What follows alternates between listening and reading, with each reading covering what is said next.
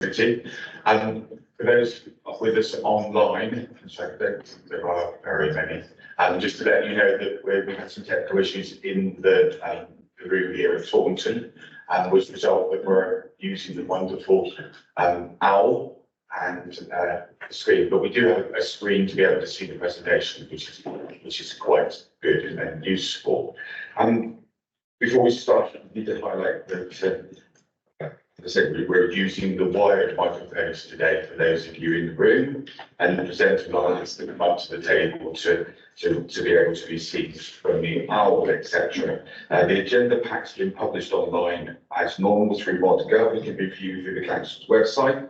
There was a supplementary addition to the pack, which is item 7, which was published on Thursday. Again, that's accessible, but in a separate file format. When I invite people to speak, clearly state who you are for the benefit of anybody who's listening to the meeting and identify yourselves. We're recording the meeting, making an audio recording of the meeting together. As agenda items are now published electronically, if people could kindly refer to the page number if they're talking about, so that we can keep an eye on what's going on. And in respect of housekeeping, there are no expected fire alarm drills today. Just a bit of clarity for those of you that are using computers, be warned, there was an update sent through last night. So you'll probably find down in the bottom right-hand corner that you need to update at some point for those of you with council computers. I managed to delay mine, but be prepared. You might get a warning in a minute saying you need to reset. Gets a bit worrying, but you can delay it until for a more appropriate time. I say that because I'm looking at the screen, the big screen on television, that computer is showing an update available. So always interesting when we have those. Okay, main body of the meeting then. Item 1 of our agenda is apologies for absence. Jamie. Thank you, Chair. The only apology for absence we received from Councillor Hadley, for whom Councillor Osborne is substituting, around had contact from Councillor Osborne, so she's remaining slightly bent. Thank you, and thank you for those members that are here in the room taking the time to come along. And declarations of interest, are there any relevant declarations of interest that relate to the agenda in front of us today that aren't already declared? Thank you. That's done. Item 3 of our agenda is the minutes of the last meeting, and they've been circulated and you've got them. Are we happy to approve them as a true record? Thank you. I'm getting nods. Any points or issues in relation to the minutes? Okay, I will sign there at the appropriate time. Ready to go, moving on the roll. Item 4 of our agenda is public question time. I'm not aware of any when they're members of the. No, so moving on to that one. Item 5 of our agenda is the future work programme. And you'll see in the paperwork that we have a number of items that this meeting, and we're keeping a track of things. The details are there for the June meetings of June 26th. There are a couple of items that points that in theory we should be getting a bit of budget information at that meeting to have an idea of where we're going in relation to that. And I'd also ask that the service consider a report in relation to the DSG, designated schools grant. We've been speaking about it over the time, and in my head, it's the next bomb or hidden thing that's going to come up and bite us quite severely, the overspend there. And so what my suggestion is that we ask for an update on what the service are going to do in relation to the designated schools grant. It's become more transparent. I can't remember that we're heading for. Claire, I'm going to look at you now. It's heading for the £100 million, isn't it? In that direction. 2029-30 it becomes 2029-30, yeah. So we're talking about a big overspend there, which is a big trap for us, which is there. And also the main part of the meeting in June is we're going to do a deep dive into the transformation plan. At the meeting before last, it was fantastic how the members in the room were reporting back on the areas that they were looking at a little bit more. And I think that if we could build on that a little bit, that would give us an opportunity. The transformation plan for children's services is important to us, and we need to make sure that things are going in the right direction. And more to the point, understand the fact or accept, be comfortable that the change that's happening to the council isn't directly impacting our children's service children in any more than it needs to. Ideally, it shouldn't at all, but with the changes that are going on. So there's that. So what I will be asking is members who have already expressed an interest, well, I'll double check. After the meeting, I'll ask Fiona to run through with me and the vice chair, the members that have stepped up, and also then see whether there aren't any members that we could perhaps signpost towards an area of interest. But what I'll also do is ask those members that have expressed an interest if they could liaise with the appropriate manager that they had previously, so that we can obviously then build ready for the June the 26th meeting. We'll build on that as we go forward. But are there any other points or issues that anyone would like to raise at this time? Is there anything that you've been made aware of that you might want to think that the committee would want to look at? Any gaps? Okay, oh, John, thank you. This is quite aggressive, isn't it? It's not fair. Yeah, thank you, Chair. I was in a meeting yesterday, and we it was the members of Quality Group, and we were discussing the concerns over the staff, either obviously leaving the company itself, but more particularly those that are staying, that are perhaps applying for early retirement, applied for to leave the company and the concern is, particularly with this group, is the despondency possibly between those that have not been accepted, and are they working at full tilt, or conversely, are they receiving the correct amount of assistance that they need to carry on with their jobs? Because clearly, if you apply for PR and you haven't got it, you're going to feel pretty depressed or really fed up with things. So in particular with this service, which is obviously vital, we make sure that everyone is 100%. It's just a point. To just make a quick comment in relation to it in a second, but the point to remember is that there are a number of protected jobs within the council that obviously and social work, I think, it is one of those. We've had the problem of, however, you're perfectly right that there are going to be administrators and other people that work with our colleagues within children that could potentially be impacted. I don't know, Heather, would you like to make a comment? Just to say, it's a really good question. It's something that's been bothering us and the execs as well, to make sure that going through this really, it's time for all the members staff, that we look after as many people as we possibly can. So we've received quite a good enforcement presentation from the head of HR about how our work support in the different, those people find themselves in different positions. So those people who apply for the didn't get it. Those people who apply for the those ones who may lose their job through other circumstances, or who may not know for some months what shape their organisation their working is going to be. And there's quite a comprehensive set of interventions, if you like, some personal, the drop-in sessions, some online. So we're very alive to it. As long as we have to hear from the members of staff how it actually lands. Having the plan is one thing, and doing the setting of all the works one thing. We need to make sure it works well. And also that those people who perhaps don't want to be in the jobs they're in, or can't be in the jobs they're in again, working really hard to make sure we keep good people within our organisation, and they can perhaps do other jobs as well. So yeah, thank you for raising the jobs. It's really important. But we have to keep our ears to the ground through with staff Q&As and so on to make sure the staff surveys it's actually landing as well as we hope it will. And building on that, the bigger picture, obviously, full council next week will be looking at the shape of the council, the direction of travel in relation to, is it a line which I've been using quite a lot. There's a conversation about making the council the right size. My question that I always put back is it the right size for the council to do the job that we should do, or the right council for the small budget we're left with? And hopefully it's the first one, not the latter one.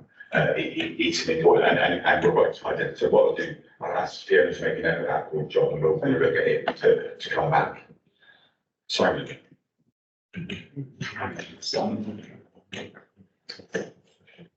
Thank you, Chair.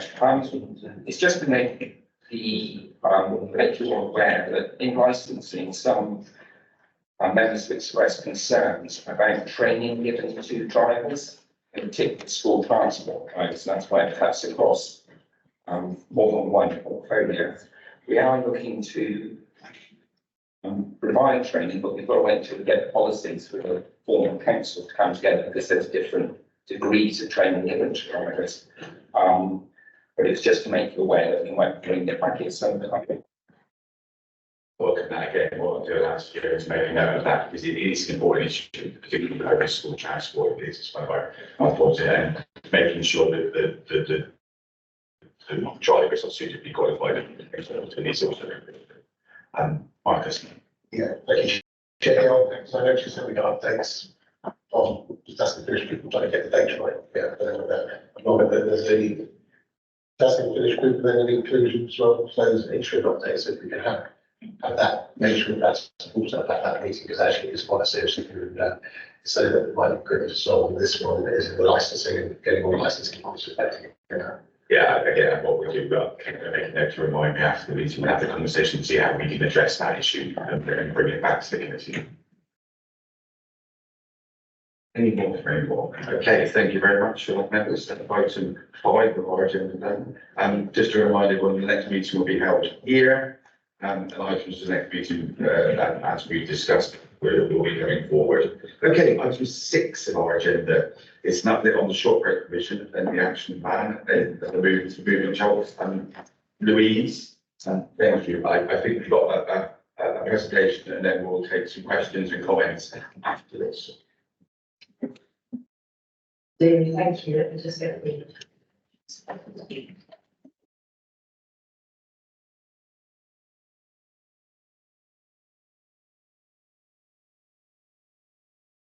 Okay, first of all, apologies from colleague Jo Manning, who presented with me last time. She has been pulled into the J time, the inspection that's going to be running, so she's going to be interviewed instead. So she sends her apologies, and that does mean that I will have less of the operational information for your questions, but there will be other people in the room. Sorry, it's active. Jay, sorry. Join the side. Actually, if you pause for a second, and Heather, would you just like to explain what's happening now? I forgot that actually you mentioned at the beginning. Yeah, sorry, thank you. There is a multi-agency, a multi-inspection inspection going on at the moment around the theme of serious youth violence. I think JTI's joint area target, the joint target area inspection is one of 6 that's gone on this year, the last of 6.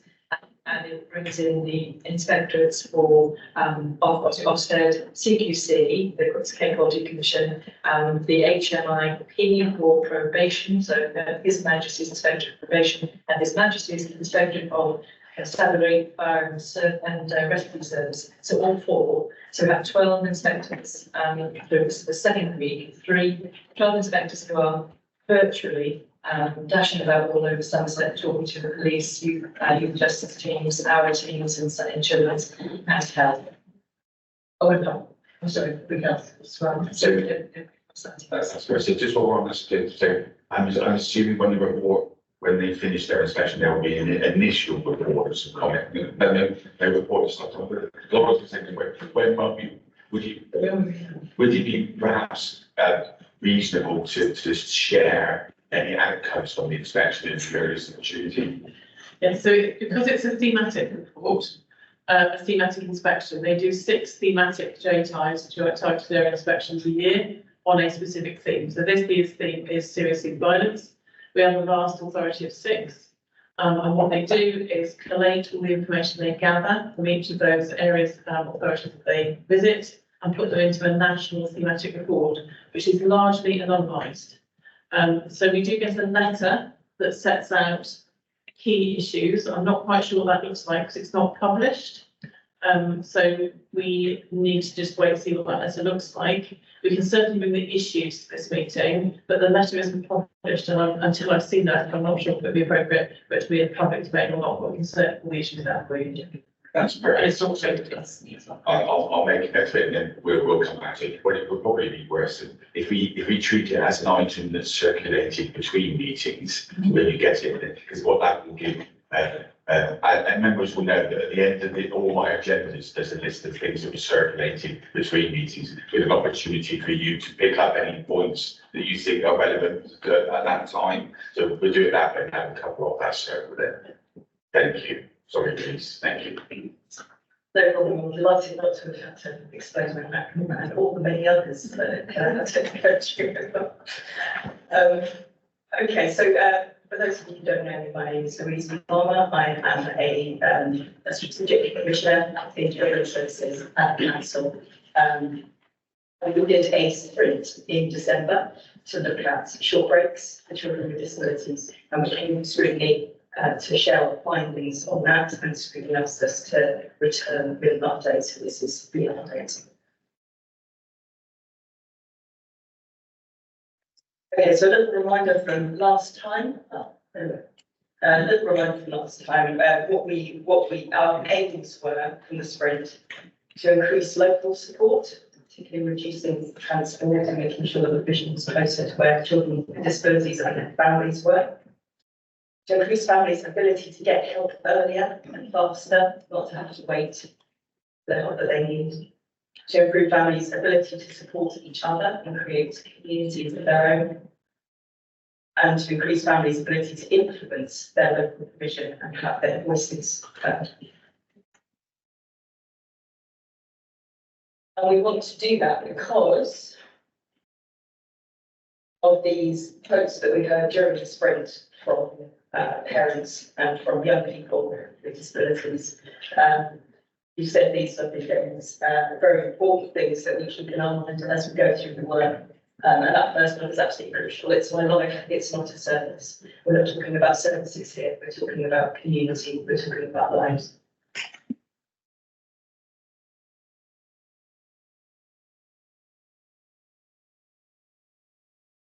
So, progress so far. We now have additional capacity at our front door. So where members of the public and professionals come through to us, we have capacity there now to deal with, particularly with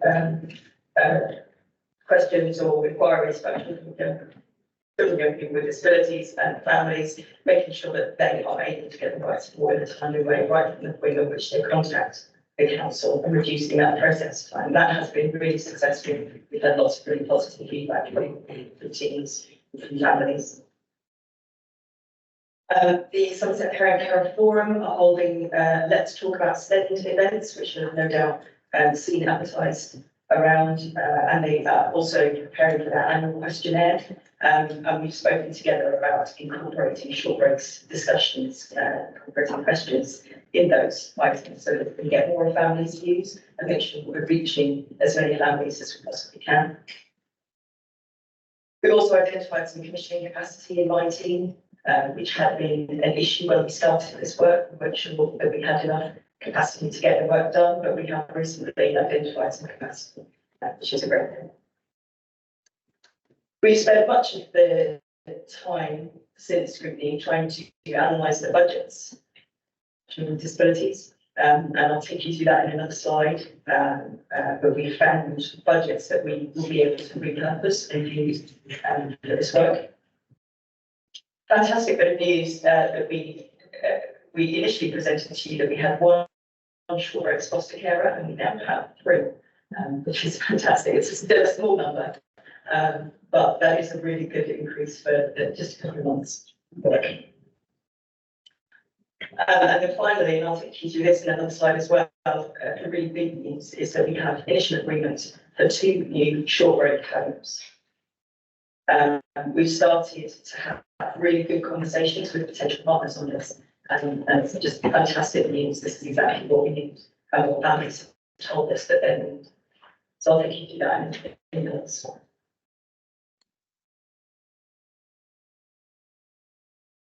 So we had 1.5 million in capital for these 2 new homes. We have had that for a while, but we've been able to preserve it during these financial times.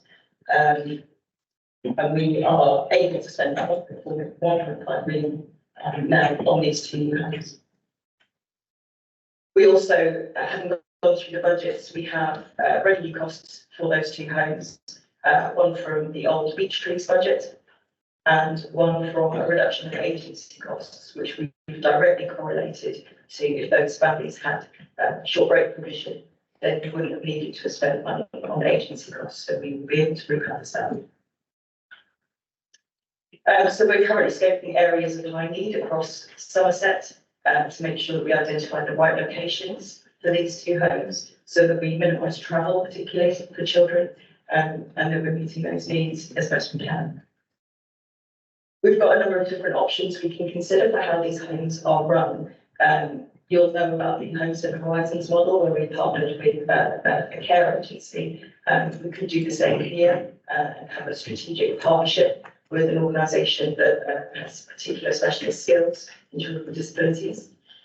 We're also considering working in partnership with our special schools, which would be a really interesting way forward, a special school, a MAT, on a county-wide model of provision. So really interested in exploring that a bit further. And of course, our other option is to develop homes in line with how we've already developed them at the Elms and the Lodge for the council to run.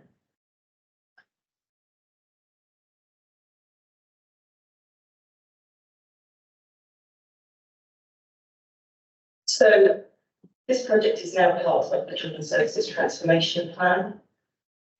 And you've had a run through of that plan, I hear. So that plan will kind of report to Scrutiny as the whole plan, and this will be part of that plan going forward. We're also reporting to the Finance Board on this work. We need to do further identification of budgets and make sure that we can get hold of all the money we possibly can to make this project work really well. We need to develop a business case for the new homes and set out the options for how we might deliver those, as I've said in the last slide. And our other priority for this work is around workforce development. There's little point in having to new homes if we're not able to recruit them effectively. So we need to make sure that our workforce are valued and rewarded, and that Somerset is a place that they want to come and work. So that will be our next priority.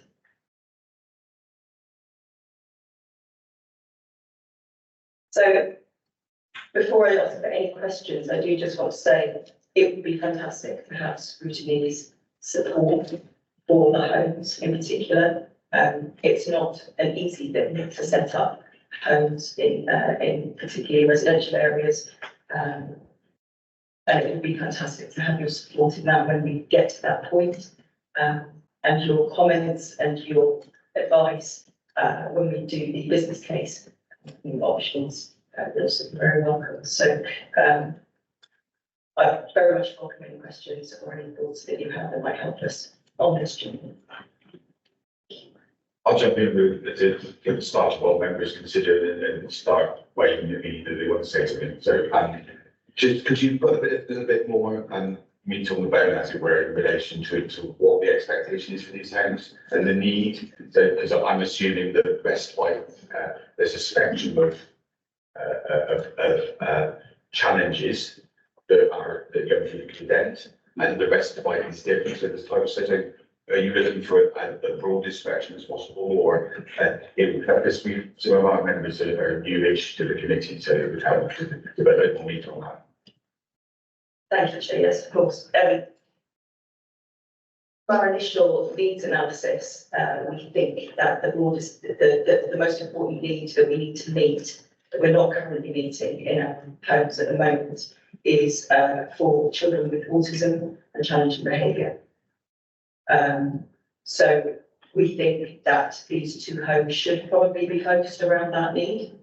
But what we would like, and what we have already mocked up plans for, are homes that are versatile and can cope with a range of different needs. So homes that have hoists and are either on one level or have a lift, so that they can be used for multiple physical needs as well as challenging needs and autism. So that's what we're thinking in particular. The homes will be homely, they will be homes, First and foremost, not units, not institutions.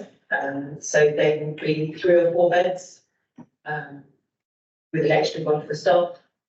They'll have living rooms, dining rooms, and kitchens, and you know the proper stuff that you have in your home with furnishings and things that you would expect in your own house.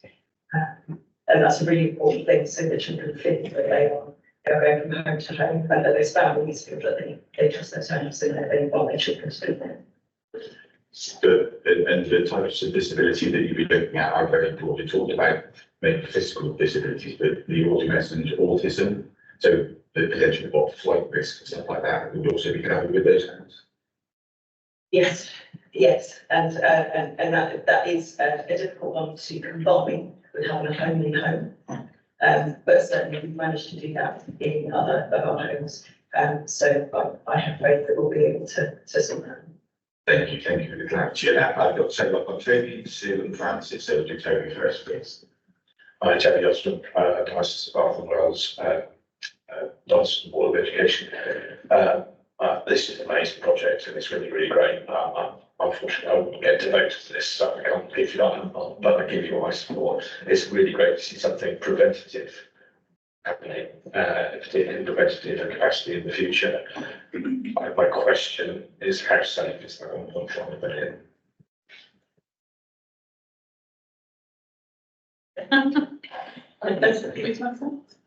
Who wants to answer that?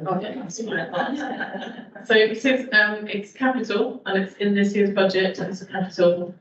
So it is safe this year, because it's been provided and it's in place.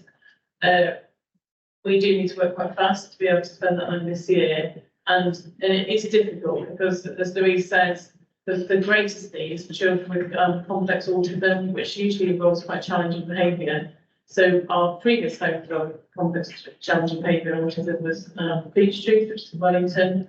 It was purpose-built about 15 years ago, maybe slightly longer ago.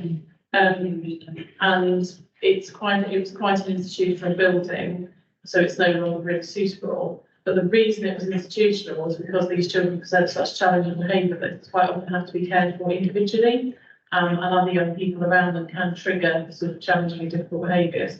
So we need to provide alternative homes because it's not suitable. They need to be much smaller. There'll probably have to be 2, maybe 3 rooms for children in those sort of homes because of the challenging behaviour.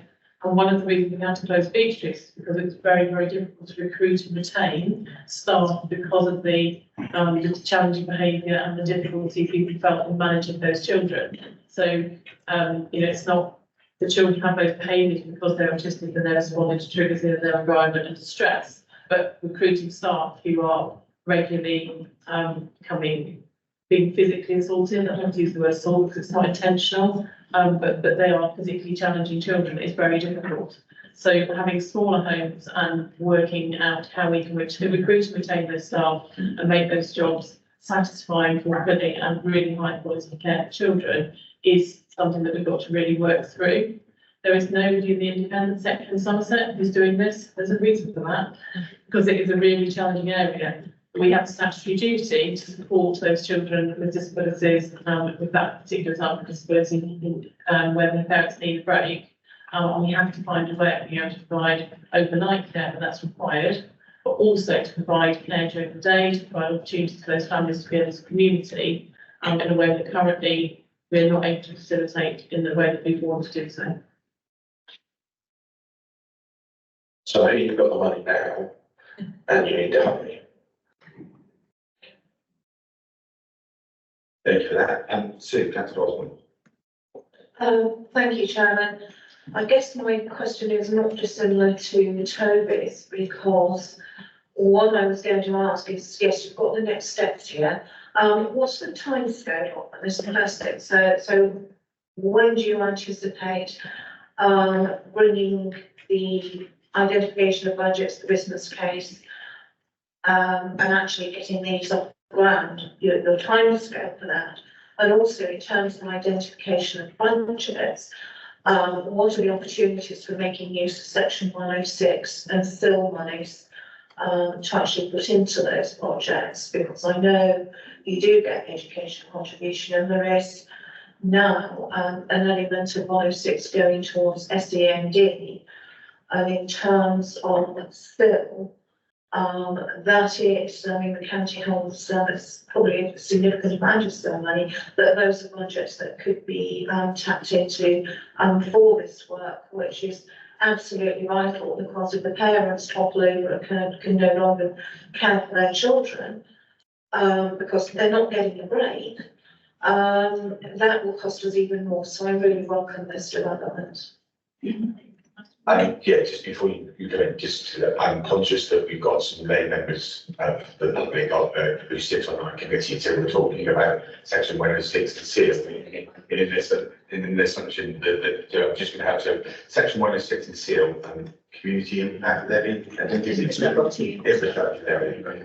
So there are two funds that are available through planning. It's money that developers put in to help and support different things in the areas that they're being built around.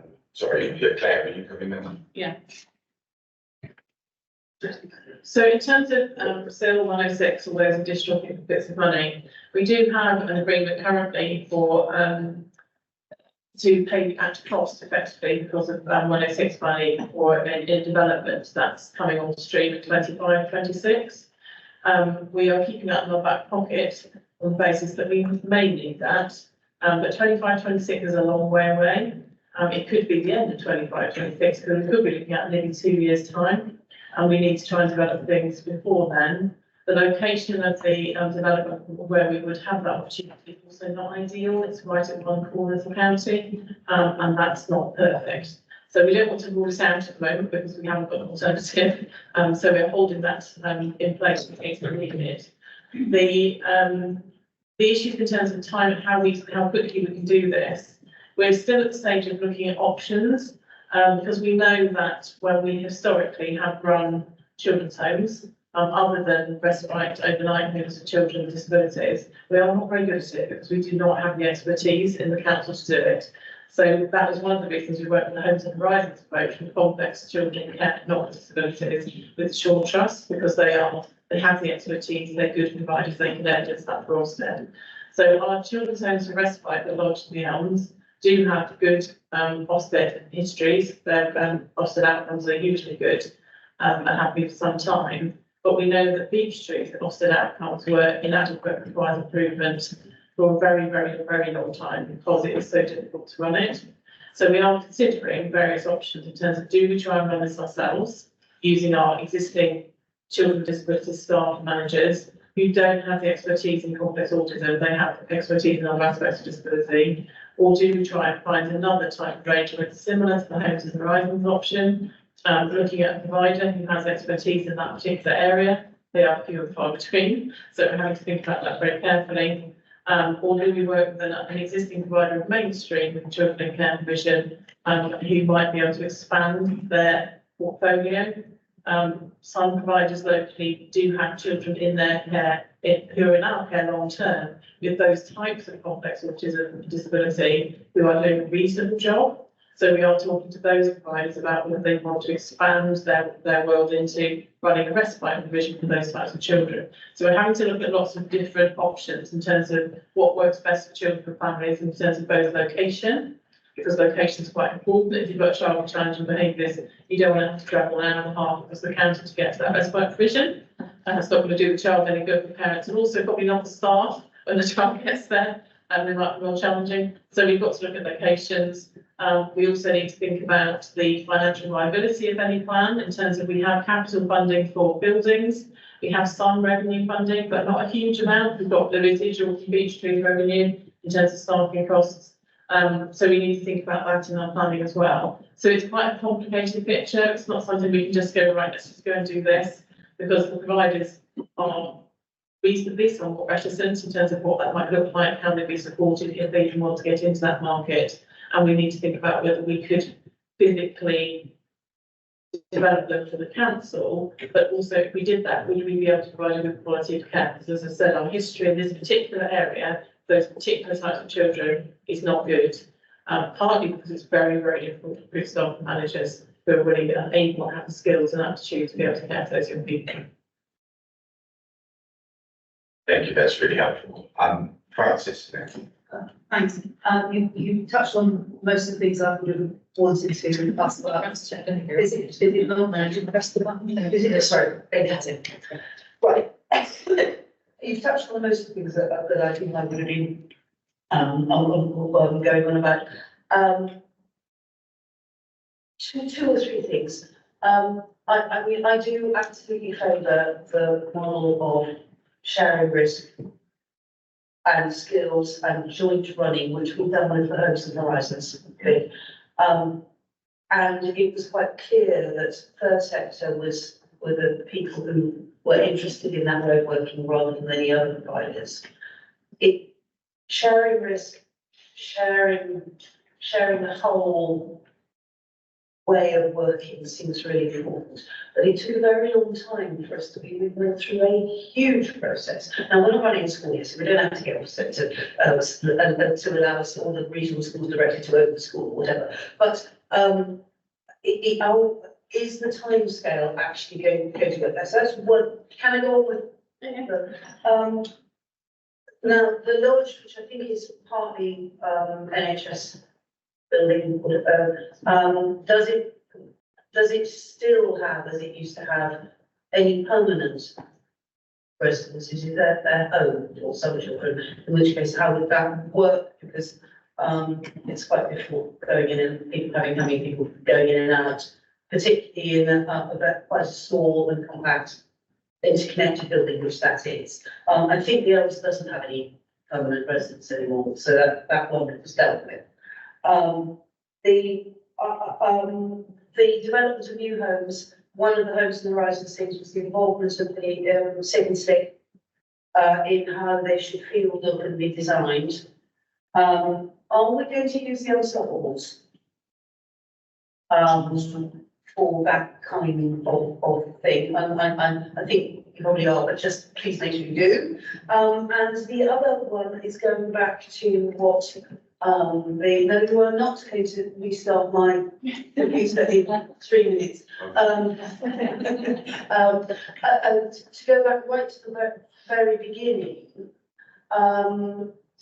if I could take my child to the park and need a short break, I don't ask about clubs that want more my child to go. There is a great watch about sufficiency of childcare and after school clubs and provision, which is about working frankly with schools to do things that they don't really want to acknowledge as part of what they will be doing. Because it is inevitable that there is off-school stuff going on for children without disabilities and not. But you know, I have banged on about this for years. I will go on banging on about it. Anyway, those are the points that. Just before you go back to the members of the group, the Unstoppables, so a group of young people with disabilities that are the voice of that. They're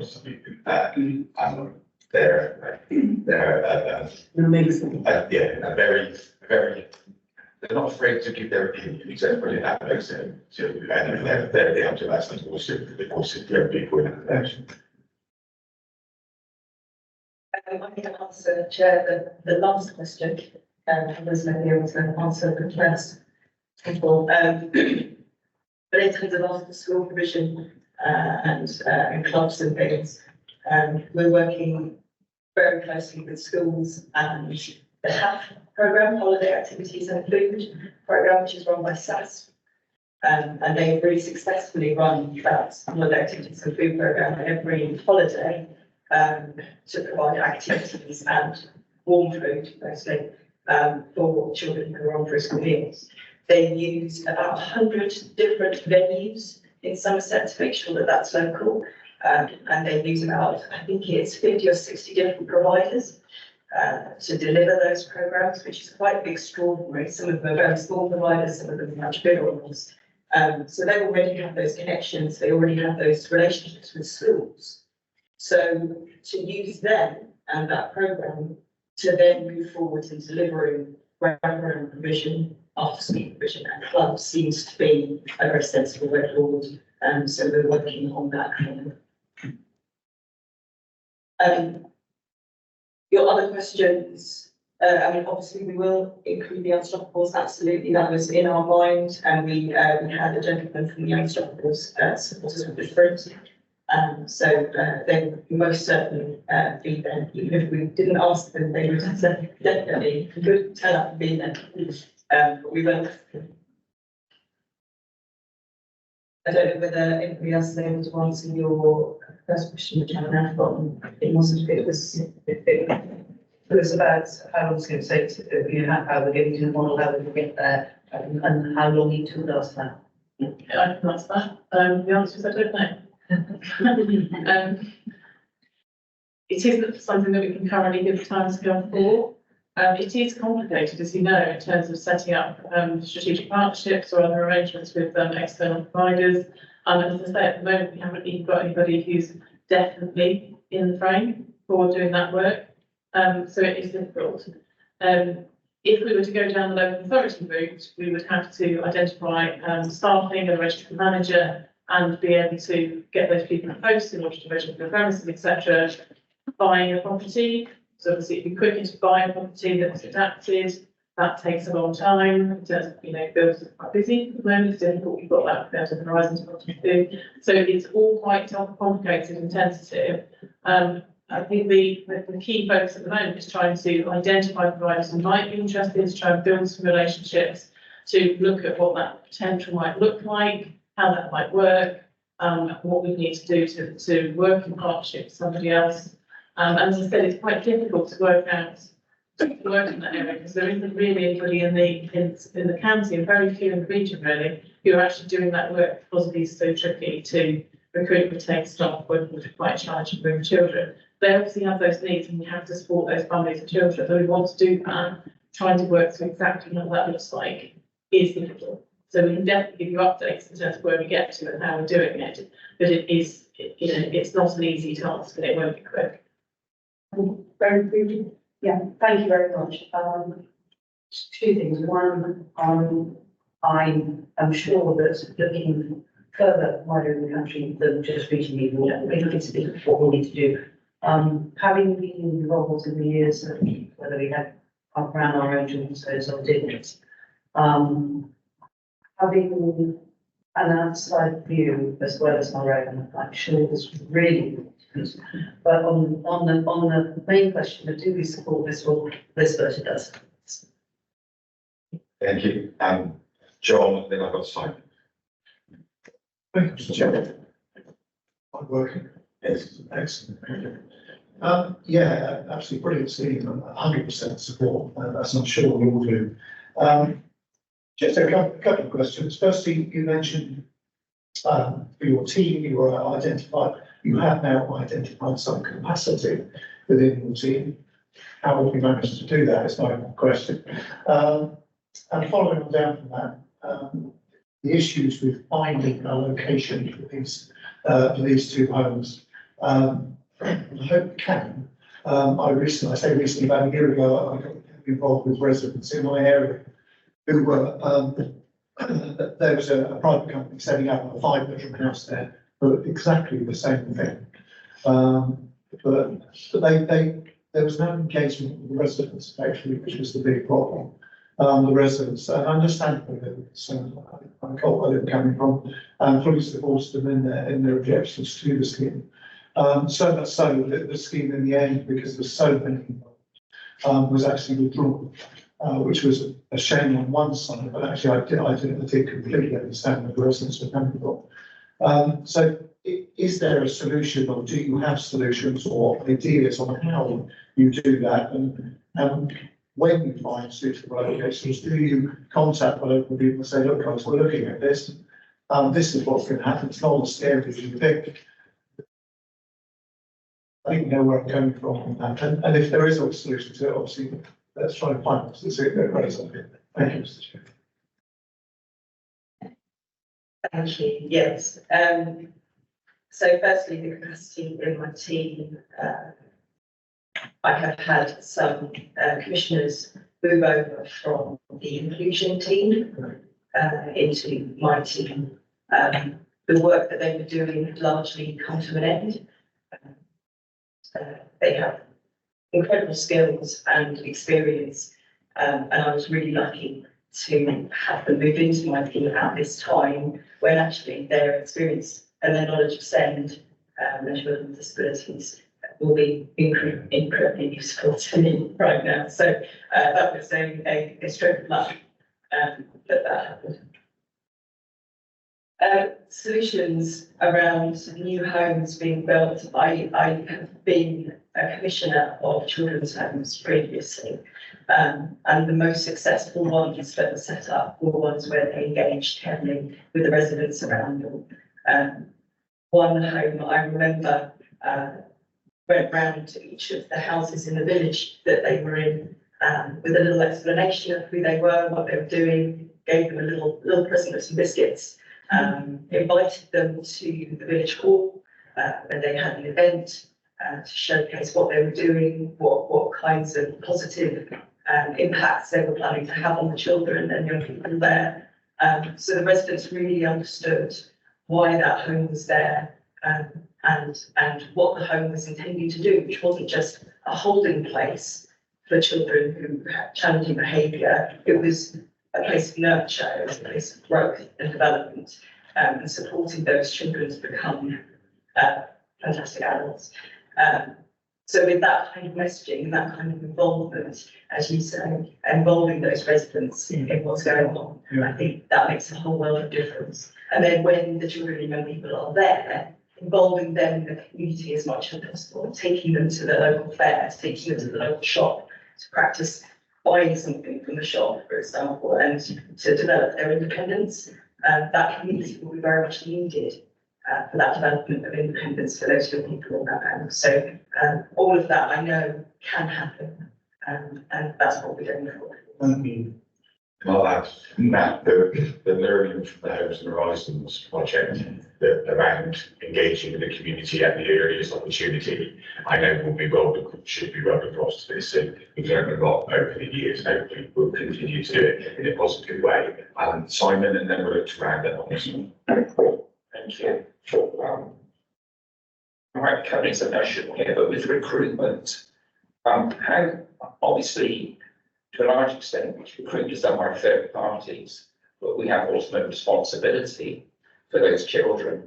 How do we vet employees, new employees, especially when we've got that conflict whereby the pay doesn't reflect the complexity and the stress of the work?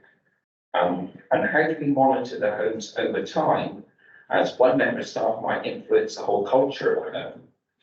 And monitoring that, making sure that's not happening over time, how do we do that? Okay, so in terms of recruiting staff, when we're recruiting staff for a children's home, if the children's home is owned and run by us, we would do that directly. So we would interview staff and we would make sure that we had standard processes in place, such as DBSs, so police checks, references, etc. And we would make sure that that they were appropriate and suitable for anybody to be in that employment. In terms of residential care, there's a sort of statutory process through Ofsted in terms of how oversight of both the home and the management of the home is achieved. So every home has to have a registered manager. That manager has to be interviewed and registered with Ofsted, so they are satisfied that that person is a suitable person with the right experience and aptitude to be a manager at the home. And you also have somebody called the responsible individual, who is also appointed by the local authority but overseen and interviewed by Ofsted, who is somebody who oversees effectively the state of children's homes that a local authority or a private provider has, to make sure that they are permeating a culture that the organisation wants across all the children's homes in that provider or local authority's gift. There was the third question that I've got next. So fine, but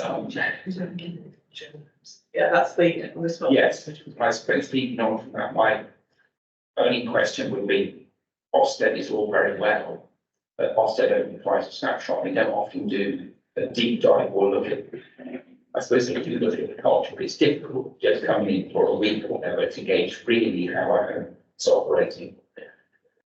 Yeah, so the responsible individual is employed by the local authority, but sort of mandated by Ofsted, and their role is to make sure homes are functioning effectively across the home that are run by the local authority. And that includes going to those homes on a regular basis, deep dive, looking at culture, making sure that they're satisfied with that work, liaising with the social work teams and the children who are actually in those homes to make sure they're satisfied with the care for that child, looking at things like the care plan for the child in each home to make sure that every home has a care plan for each child, and that is being effectively implemented. They do observations for things like meal times, when a child's in an activity, supervisions, etc., to make sure that there is actually a good quality assurance of what's happening in that home for individual children, but also that the home is being run efficiently and in the right way in terms of culture. Thank you. I'll let's summarise, but I'll just chuck a couple of points in as we go. One of the benefits of a unitary council should be the route to a solution within the council work should be shorter. We have a number of housing associations or people that manage our portfolios, or in a lot of cases are actually building homes indirectly for us. I visited one in Bridgewater recently where there were 29 homes built with a specific need. The specific need, there were 2-bedroom homes, but they're being let as 1-bedroom homes, recognising the need that some of the people that need housing would have additional needs, so nighttime care, single parents, etc. So, and there were a couple of, I think 3 of those homes which specifically aimed at adults with additional needs. The hope would be that the next time I go and visit one of those, there'll be some children's specific homes which are linked to this sort of need. It's there.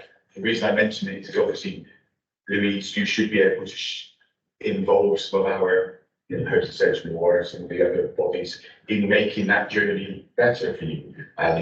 But Homes Association, well, I hope Homes Association, because that's the one local to me that I know more about. They're building flats now, they're building houses now. Where are we with including the things that children's services need and adults need? So it's a shout out, because I will continue to do it, and I hope that members around the group will continue to do that, because we should be able to do these things better and make children's lives better. Also, in relation to that one, and I think it's fantastic that we're looking to do this. I think learning from the model of Homes and Horizons is a really good thing, bringing partners with us on the journey. And I was lucky enough this week to visit one of our new special schools, the Ash School, and the ethos around that. If we can find a way to bring them along with us on the journey, then the people that are running it, the maps there, then that's got to be a fantastic thing as well. And John rightly identified the fact about taking the communities with us on the journey, and I know that there is a commitment to TLC, tell the local councillor, as things move forward, so that can be done. And for it, timescales, we were concerned about budgets, security. I think Claire helped us with that. And the point that I make numerously is not just a caring need in lots of these cases, is being able to bring partners with us. I think the committee are really supportive of the proposal, who is in the direction of travel, and maybe as things move forward, if there is a way that this scrutiny committee can help you get other people's attention, then please don't ever be afraid to come back. We look forward to seeing the project as it moves forward. I think that pretty much covers the members. Did I miss anything? No, thank you, Louise. Thank you for that. Okay, that was item 6 of our agenda. We're moving on to now item 7, and as if by magic, Amelia will appear on the screen in front of us. He says, hopefully. Thank you, Amelia. Thank you. Excellent. Education for Life strategy and progress update. Amelia. Thank you. If you just bear with me for one moment, I do have some things to share with you. You will be aware that we established the Education for Life programme last year, and we have completed the first year of the strategy. We have been engaging both in the planning for years 2 to 5 and some intensive consultation with school colleagues. And I wanted to take the opportunity to share with you what those proposals look like, and also the feedback that we have had from colleagues in school leadership roles. If I can share with you the outcomes from year one. The focus in year one was on building relationships and establishing a foundation for years 2 to 5. I'll show you in slightly larger text in a moment the bubbles at the bottom. But you can see across the top, what we did is we established 3 working groups: Best Start in Life, focusing on the earliest years in life, Thriving Schools on that school age cohort, and Great Futures on post-16 and into adulthood. We've also had a SEND strategy that has been running, and we established some governance groups. So Best Start in Life, Thriving Schools and Great Futures, we had co-chairs within the local authority and in the sector, and the ask to them was that they identify some projects where they could have an impact within the year. So within 12 months that they could achieve something tangible and measurable. And the focus was really on building those relationships. The things that came out of that were absolutely in that space. And we had a large number of colleagues who had never met each other, who, even though they'd been working in the same sphere for some time, and we had people from different parts of the sector who had really challenging conversations about what's working and what's not working. Around the SEND strategy, we did a consultation and we had a significant number of responses, not just from within the sector, but from parents. We've been working with the Department for Education on Accelerated Progress Plan, which builds on the SEND inspection. And in the governance space, we established some groups of leaders to look at the system leadership and to engage them in thinking about our future as far as education is concerned. Our multi-academy trust CEOs now have a group that includes both us and the Department for Education, and they are really starting to get the bit between the teeth and build relationships with each other, but also recognize the power of working together on behalf of education, and that's very encouraging. The Education System Leadership Group is one where we work with the Department for Education and Diocese, and that has helped us navigate some tricky waters. We also have done, colleagues have done some work with children around the Children and Young People's Plan, and there is currently a consultation open to garner more views. So all of those things were taking place over the past year, and what came out of those meetings were a series of ideas, and they didn't come tidily. They didn't sort of drop out of those meetings in a planned way. What they were was emergent. So lots of different people coming together, talking about where we are and what needs to happen, identified some big ideas that would shape the direction of travel going forward. And what we tried to do was distill those big ideas so that we had a really clear picture of what the future could look like. Because the feedback very much from the sectors was, we want a strategy that we can see how it is coming from us, that we own it, that it is a broad-based strategy that is owned by many, many parts of the sector. And the big ideas are these. And for those of you who are very passionate about the early years in life, we talked about this a great deal, about what happens around assessment, and that early identification depends on assessment practice. But we identified that there's a lot of assessment going on. Some of it is very, very effective, but our assessments don't speak to each other. And some of that assessment information is either not being passed on, it's not being shared, and some of it is simply not being used. And part of the issue around that is that our assessments are not based on common principles. They're not done so that someone in one professional group can really understand what another professional is saying as part of a plan system to pass that information through. Another really strong theme that was coming out from multiple conversations was about our disadvantaged children. Colleagues did a fantastic work around preventing exclusion. That was one of the projects. One of the things that came out of that was that we were not currently working with a large number of those children. They were in school, but they had not been referred on to other agencies. But we could see that some of them almost certainly would have been identified very early on in life, potentially even pre-birth. So we know that we are finding children and then we are losing them again. And there was a very strong sense that we need to find them and keep them and stay by them until their future is assured. Lots of people were talking very passionately about the mainstream curriculum and how we extend that. We have lots of great provision that extends the mainstream curriculum, but it is fragmented, it is inconsistent, it isn't evenly spread across the county, and we don't have a strong understanding of what good looks like and how that can be accessed by anyone who needs it.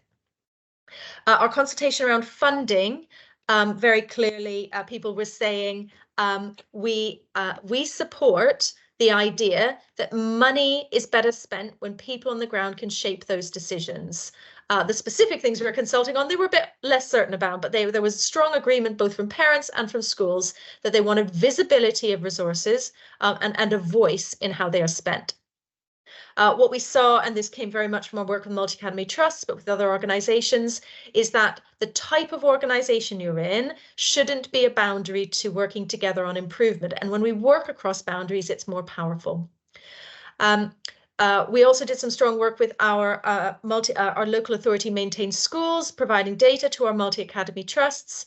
And what came out of that was that people wanted information about support that was really simple, really clear things that they could access. But the most important thing they wanted was quality time to discuss their improvement journey. And that seems like a very reasonable thing to ask. And that was the thing that they valued. And also colleagues started talking about localities, and the really strong message coming from colleagues on the ground was that they wanted boots on the ground. They wanted people who were a part of the team working alongside them and giving them tangible support. And finally, last but absolutely not least, and probably should be first, the voice of children. And what children were saying was, whatever you are talking about as adults, what we need in our lives are friendships and positive things to do and things to look forward to. And we felt it was very important to embed that from the outset as a critical voice in terms of what's important. So what we have been doing with colleagues is a co-production activity where we have been listening to what they are saying to us, talking to them about that to make sure that we've heard them, putting proposals forward and listening to their feedback. And this is a collaboration framework model that's been developed across the partnership that we've tapped into. And when we spoke to our school associations, and this is one of the things that we have been trying to understand as we go forward about what our role is in the system, what they were saying is that they wanted to see us analysing the situation. They felt it was our role as a local authority to make proposals and to bring them forward, but that school leaders should be shaping those proposals and that we wanted to then see rapid action. So we identified 6 important issues, and these were the key issues that our stakeholders were saying they wanted to talk to us about, and where we had identified proposals that we felt we could talk to them and they could shape. And the first one we're describing as hard cases, and every hard case is a child, and important that we don't forget that. But one of the things that stakeholders said they were telling us was that there were too many children who were stuck in the system who need a rapid solution so they can progress in education. So what we brought forward was a proposal to create a virtual team of staff in each locality that had different skills, a range of skills, with agile decision making, including at a senior level, focusing on moving those situations on and doing so really rapidly from now. The second proposal was around meeting need, and stakeholders agreed, and we had some very strong views on this, that it takes too long and it is too hard to get a child's needs recognised and extra provision funded. So what we proposed was moving to a system where we can assess all children and fund that child without the need for an EHCP. That's not to say that there wouldn't be EHCPs. Of course there would. That is a statutory part of the system and absolutely needed for some children. But we do see that there are children who are moving towards the EHCP system where the real thing that is needed is resource. And so if we had a different way of providing them with that resource, then the EHCP may not be required. So what we committed to do was to consult on banding, which is a technical part of the funding system in the summer term, with the option to introduce some changes, potentially only limited, but with the option to introduce some changes from September if there was a desire across the system to do so. The third thing that we brought forward was about how we work across schools. So stakeholders were telling us that they appreciated and valued the specialist support that they receive from colleagues in the local authority, but that it can be complicated or too expensive for budgets which are under considerable pressure and increasing pressure as we move forward, too expensive to access. So what we proposed was simplifying our approach to joint working, because one of the things they said very powerfully is you can give us money, you can give us cash, but money doesn't always buy support. And it's the people that we work with that are equally important. So we simplify our approach to joint working and target our resources and support in a locality so that the locality can decide where it's most needed. So again, that principle about school leaders and colleagues in localities making decisions about where resources go, not just funding resources, but also valuable professionals, and that we would start to put those ways of working in place from September. The fourth proposal was around risk and risk around children. And we have different language around risk depending on which professional group we're in. And for some professionals, what is risky is quite a high bar. And for others, that bar is in a different place and it's much lower. But what stakeholders were agreeing with, and school leaders said they did feel was the case, was that the way we share knowledge of potential risk to children is complicated and it's hard to see an overview across all children. So what we proposed was creating a common language of risk and, importantly, a rapid method for assessing risk that's suitable for use in any situation, not just those that are most serious. We do have risk assessments. We do have assessments of children and understanding of risk, but that is those methodologies don't stretch across every scenario. The proposal is that we bring something in for September to link with how we would work across schools. The fifth area was around preventing exclusion, and colleagues will be aware that we have very high rates of suspension exclusion in the county, and it remains a priority for us to bring things to bear that will support schools to avoid those scenarios.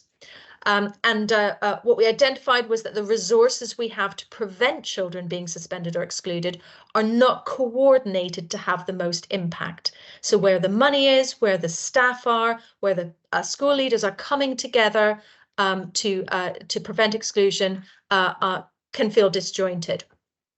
So what we're proposing is bringing people together in localities with a shared focus on prevention, not just responding to exclusion once it's already happened, that would have access to the resources that could make a difference to children, families and schools, again, tied into localities from September.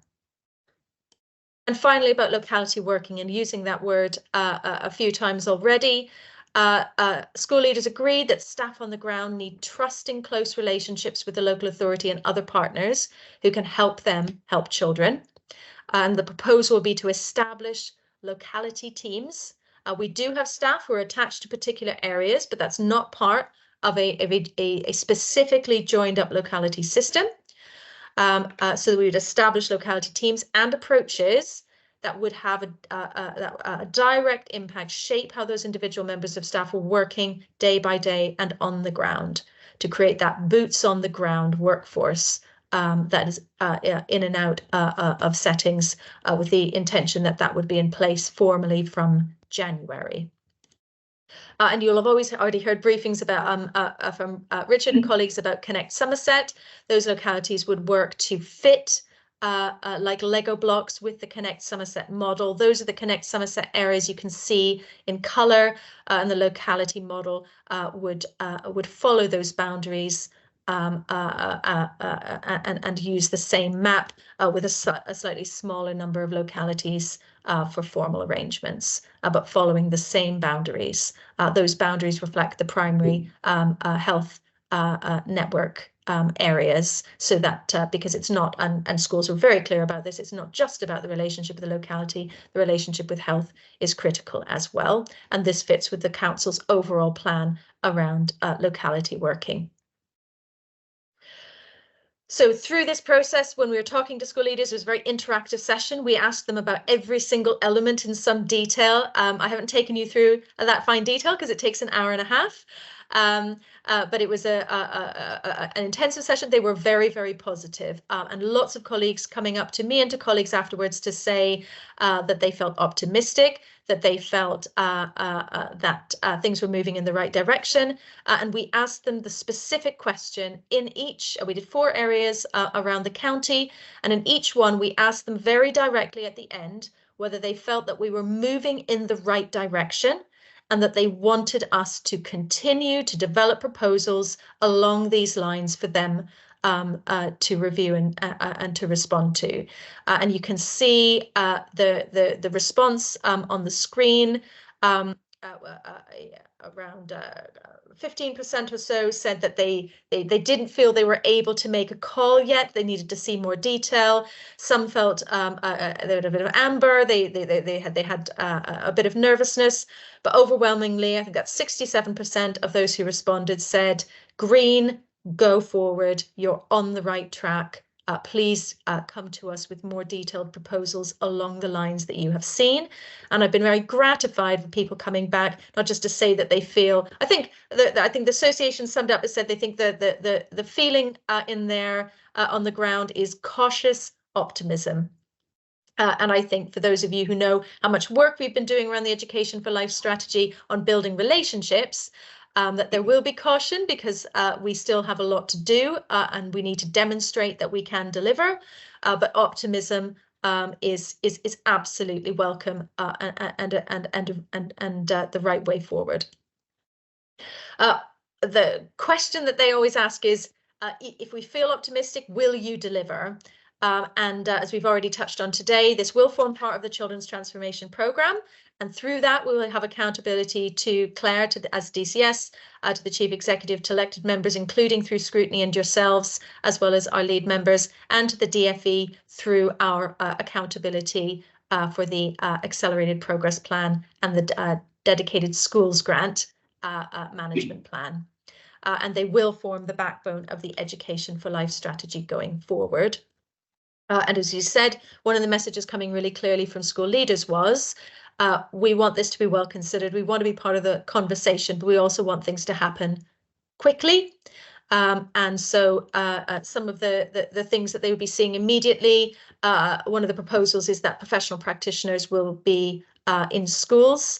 That's part of locality working and moving quickly on that. That's happening right now. Staff are already working together on hard cases. We are revitalizing the team around the child approach. All of those are happening immediately, and we are moving forward quickly in terms of those timescales for September and the coming year.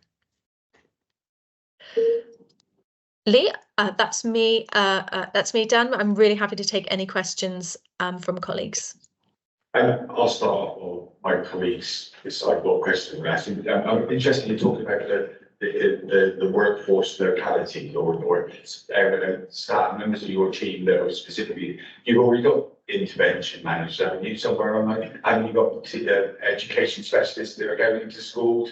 So is that something different? And the question, I'm just going to move on from there. You said you'll get these in place by January.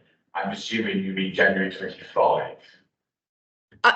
Did it say January 24 in there? In which case, yes, January 25. I'm just making sure it didn't specify. So. Yes, so we, as I said, we do have staff who are area based right now. And that's part of the driver for making the change. So as you said, our education relationship managers and area partnership managers are attached to specific areas already. Scarcely a day goes by when a school leader doesn't pipe up in a meeting to say how it has changed their life to have the education relationship managers working with them.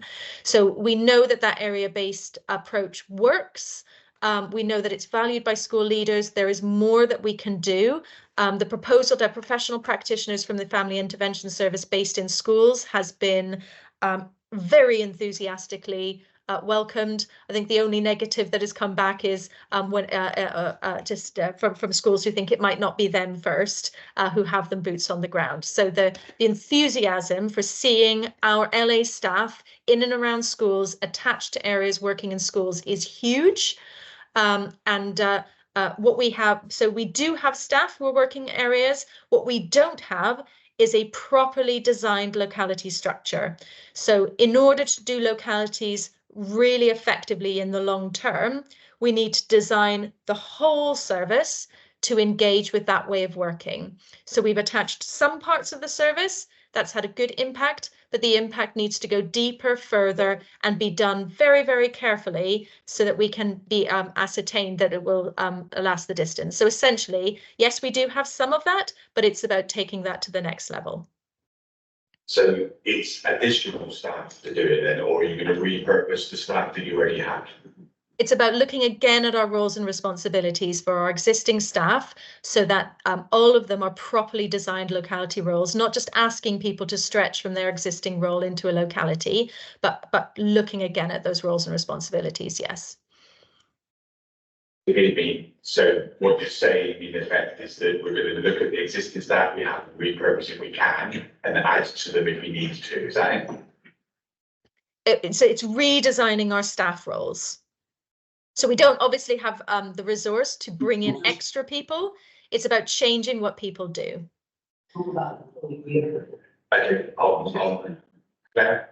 So it's a broader piece of work, as Amelia says. So this isn't about bringing in new people, because we have no more money. No, we have no money. So it's about the roles that we have. A lot of the roles that we have are the right roles, but the schools particularly, so they're too distant. So they're based in offices that are not local to schools. Our response time is too slow.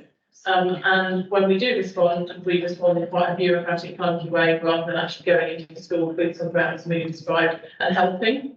So what we're going to try and do is redesign the way that our services work so that we can have smaller geographic areas of responsibility, so to speak, rather than the moment they're in the 4 ex-district council areas of most of the county, and at least halving the size of that for, so we have at least 8, possibly more areas in the county, so that we're actually wrapped around smaller groups of schools, and where we've got staff who are largely based in offices, we will find premises, possibly in some schools, and relocate some of those staff. Obviously, we have to go through consultation processes to do this, but we're looking at a plan where we would put staff into much more local areas around schools, so that actually there is more, there's faster response, people know those people more personally, because actually they're more available to them, and it's building a relationship rather than an email, phone call type response. So that's about send and inclusion staff, some of the education staff.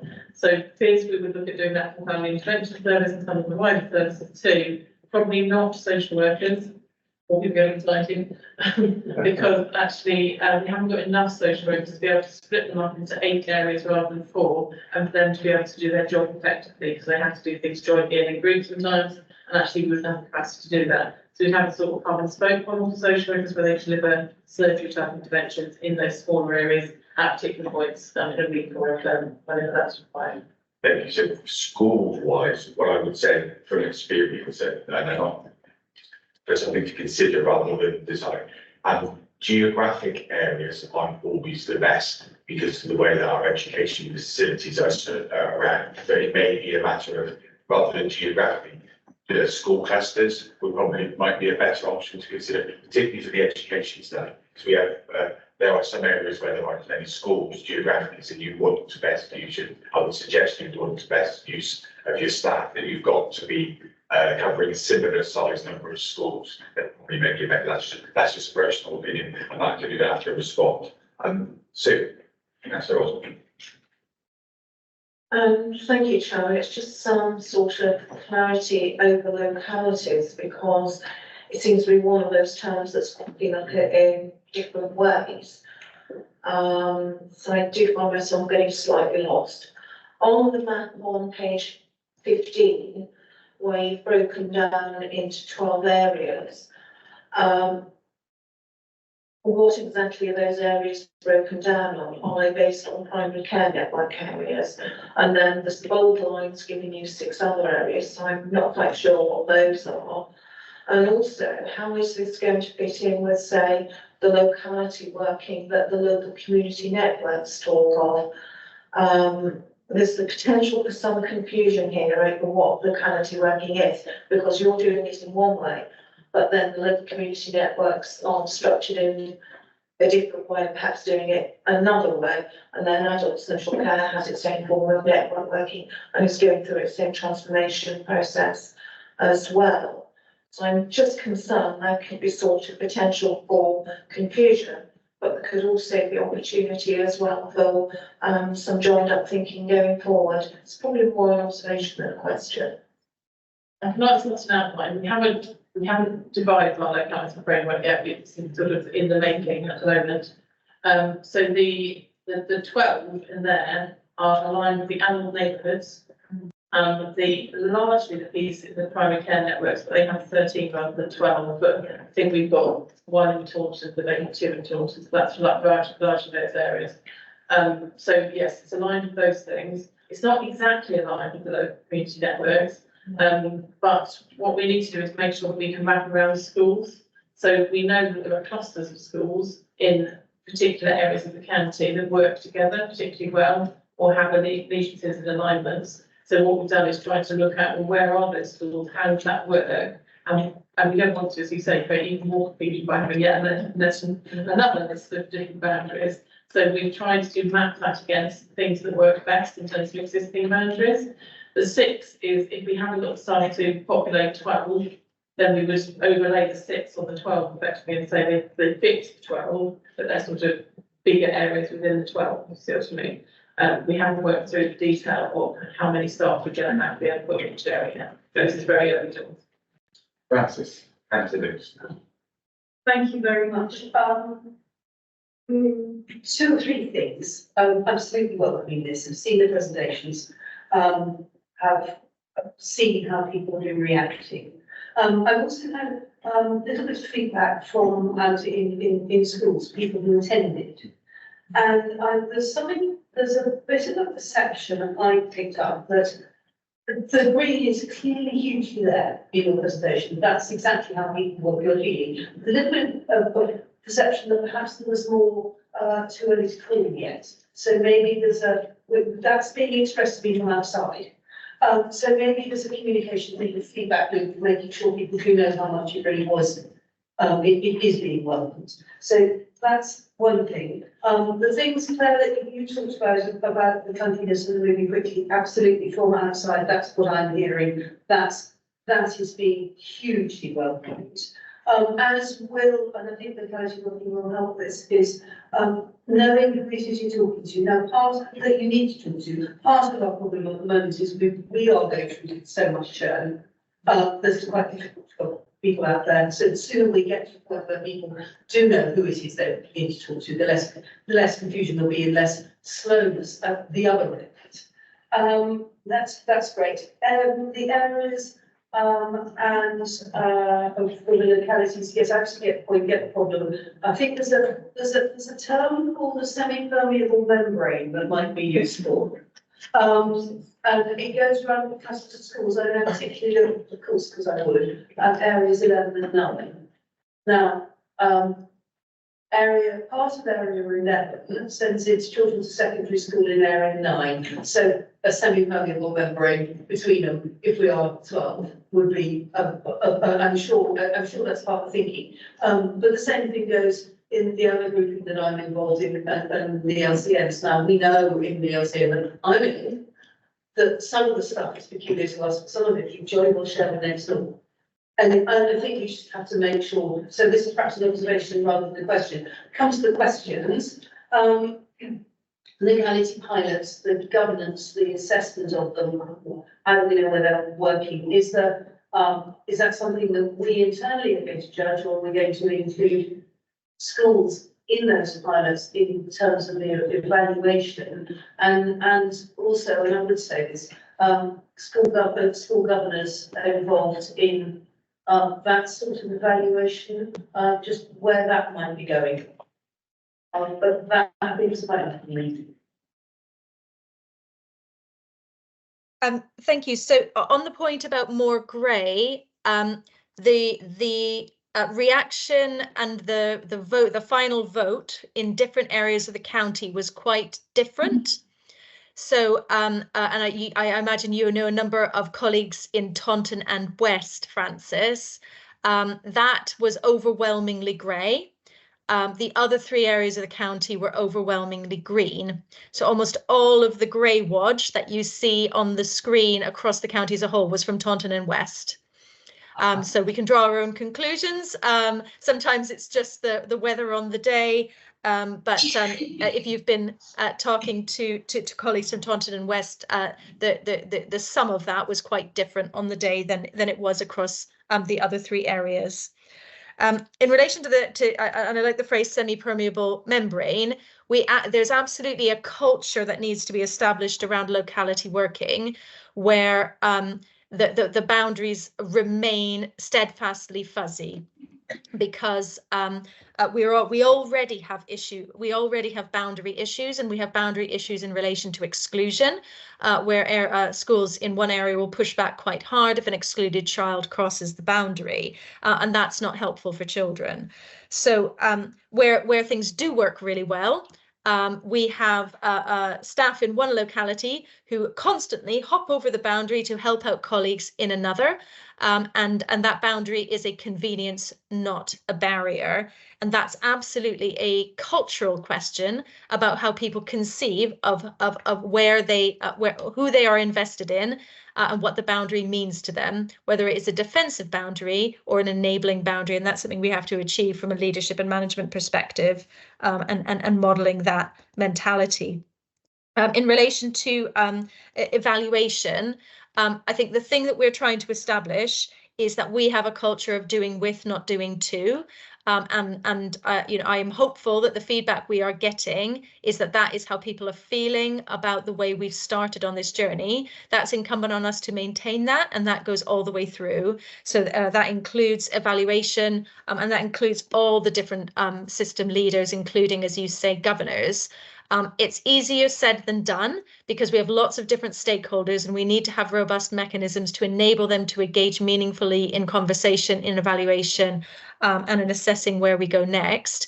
I can't promise we will always get this right, but I think we have set out our stall that we intend to make that a principle by which we work. I think we do need to rely on colleagues to flag with us when we're missing something, or when that level of co-production isn't hitting the mark.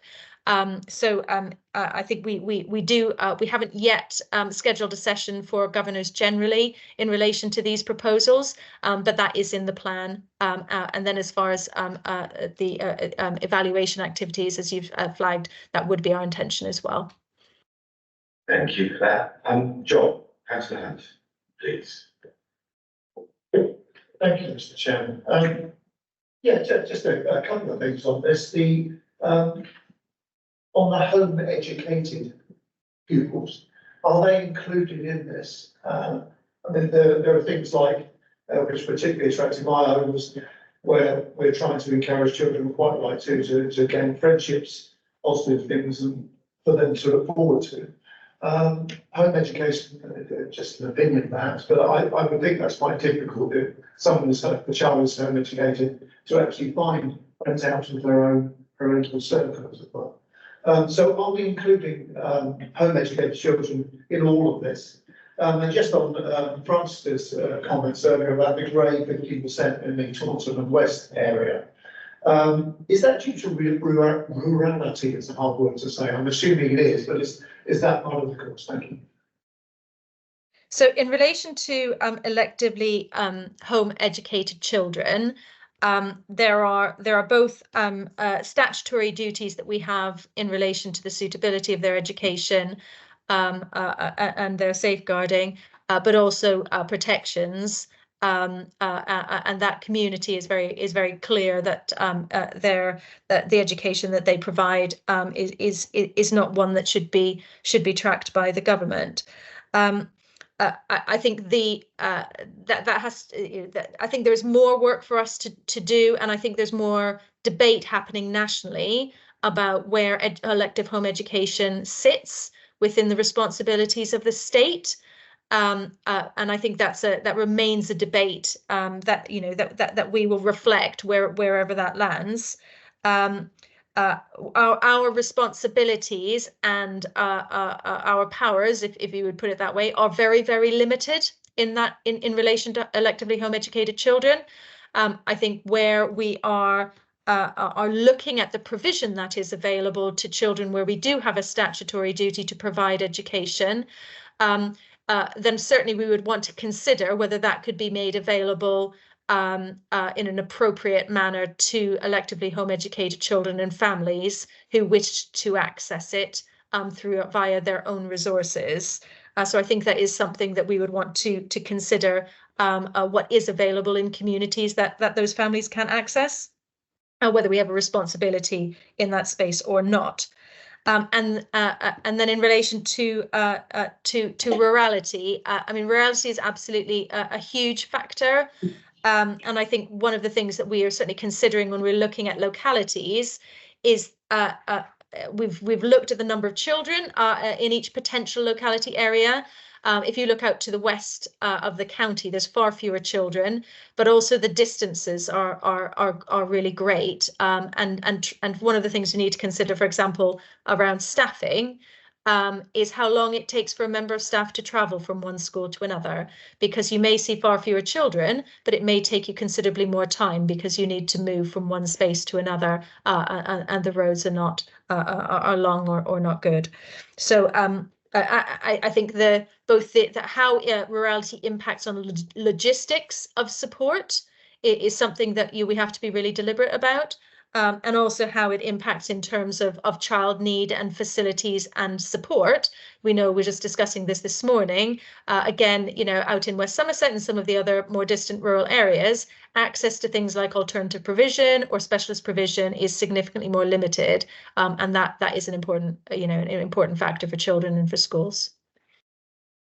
Thank you, Amelia. As far as selective education, John, you haven't been around long enough to hear me harp on about it on a very regular basis, in the fact that our influence over, we take the blame, but we have no influence and things like that. So it's always one it's a good point to make.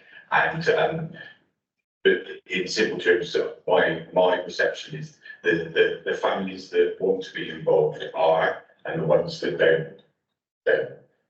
It falls in that way. I've got Ruth to ask the last question, and I'm going to move on. Mine's in relation to number 5 around preventive exclusions. So in there you talk about bringing people together in localities to be able to have that shared focus on prevention. However, we know with the multi-academy trust agenda and federation, sometimes the decision making for how it sits outside the local school. So how are we going to make sure that that is factored into this proposal?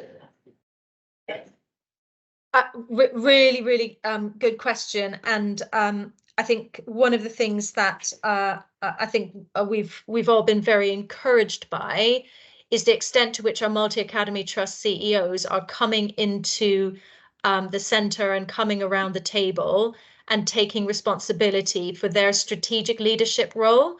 And I think that's as we said, there's a new group that's been set up as part of the Education for Life. And some of the CEOs are really stepping up to say we want to work with the local authority, we want to work with each other, we have a leadership role. That's quite new. I have been speaking to colleagues around the country and said, we're perhaps a bit behind the times in terms of pulling those things together in Somerset. But they said, no, this is one of the kind of leading local authorities. They said, no, we're in exactly the same place. This is new for everyone. So there is good work in that. It's early days. But certainly they've already set up a group around attendance and are pushing really hard to say, actually, you know, the local authority can talk about attendance till it's blue in the face, but if it's not coming from the MAT CEO as far as those schools are concerned, the impact just won't be there. So I think we have a lever. And also I know, and Lee, you were there just the other day. The Standing Panel for Education Standards has been meeting with MAT CEOs, and I think the CEO who's there on Monday was very, very clear. It's a priority for them, even though they've got 5 local authorities, that having that relationship with each and every one of those local authorities is a strategic priority for them. So I don't think there is a really straightforward answer to this. But I think, as with everything else, when you have that relationship, when you are leaders who are committed to working together, and when things go wrong, you sit around the table and sort them out, knowing that you have to maintain that relationship because you will be coming back together again and again and again. That is the most reliable way to get through these difficult issues. Thank you. I don't want to put words into my vice chair's mouth, so I'll give her an opportunity to comment on the education panel, the Standing Panel for Education Standards. And that's quite a mouthful. Can we change that name, please? Now, I'm going to echo everything you said today, Amelia, and recognising the responsibilities of individuals and as a wider systems. Talking to these people, building those connections are really valuable for us. And it does happen, it does give better outcomes for the children. So you're right, things are forever moving. You've got to recognise that there are those boundaries. It's not just that in everything there's boundaries that will cross and will change. And one of the things that I like in our meeting this week with one of the MATs was how much they value being part of the wider community. So that was very much part of our identity. So it's bigger than just as leaders, as professionals. It's people wanting to be part of the school and see those children through those journeys. I think I've got any members, the panel dates, I mean, will be in your calendar, and then you're welcome to join us. The fact that to be in the group having a one-to-one conversation with the chief executive of quite a large multi-academy trust in the area was quite a breath of fresh air. I think the more we can try to reach out and bring them along with us on our journey, the better it will be. I think that would be helpful, so we recommend that. Okay, thank you, Amelia. I will look to move on. I think we've covered, I think for me, the thing that I've written down here more time than anything is locality, geographic area and stuff like that. Those are the ones that we have most concern about, and linking with existing community networks rather than being better than will to stop confusion. Although in the reverse of that, I would say that we'd want the best geographical area rather than having to make something fit ours, and specifically for education. I think if it's slightly different, then that's probably allowed if we want to get the best out of it. Okay, we are at 25 to 12, 11:35, so I'll take a quick 10-minute break, comfort break, to give you a chance, then we'll come back for the final stretch. So back ready to be up and running just after 1:45, please.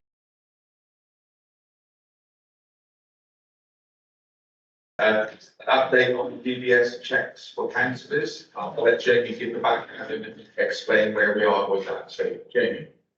Thank you, Chair. Good morning, committee. Yeah, just a short update that the Chair was after in terms of where we are as a council with DBS checks for councillors. I'll do my best just to provide you with a short briefing. Sorry, that is smaller than I was hoping it would be.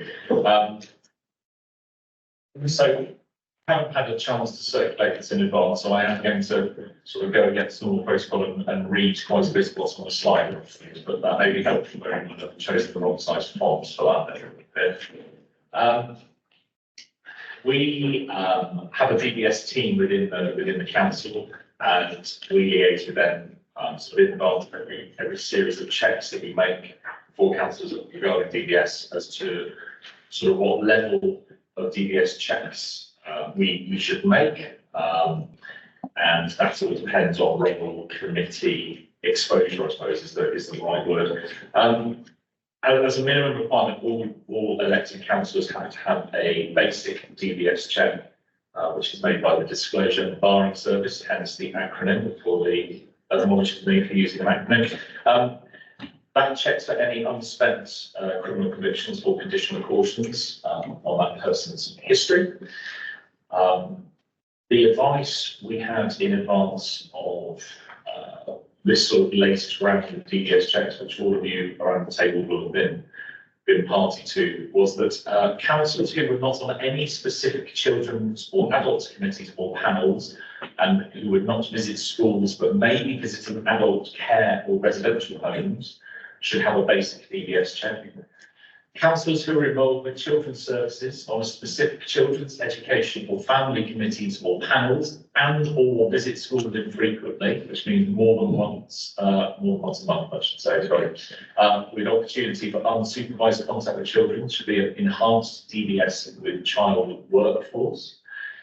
If they are visiting schools frequently, which is defined as more than 3 times a month, without reasonable supervision, there should also have a children's barred list check, which is, I think, considered very unlikely for the councillors currently. Councillors involved in adult services on an adult social care or health committee panel, regardless of visits to adult care or residential homes, an enhanced DBS with adult workforce. All executive lead members are to have an enhanced DBS, and all associate lead members, the associate lead members for children's and adult services should have an enhanced DBS. So that's a lot of words, a lot of use of the DBS, but ultimately, with 110 councillors fulfilling a number of different roles, this was probably the most complicated DBS sort of series of checks that we as a team have had to coordinate for councillors. As I'm sure you'll be aware, it's been quite a considerable administrative exercise trying to get all 110 of you checked and cleared. And as we'll see, out of 110, we have now had 101 councillors sort of cleared and completed, have a check, which is approximately 92%. None have been rejected so far, so I thought that was worth highlighting as well. The remaining 9 council checks are ongoing. Of the 101 that have been completed, this includes all the executive lead members, and there are currently 1 member from each of the children and families and 1 member from the adults and health screening committees that remain outstanding, but they are in progress.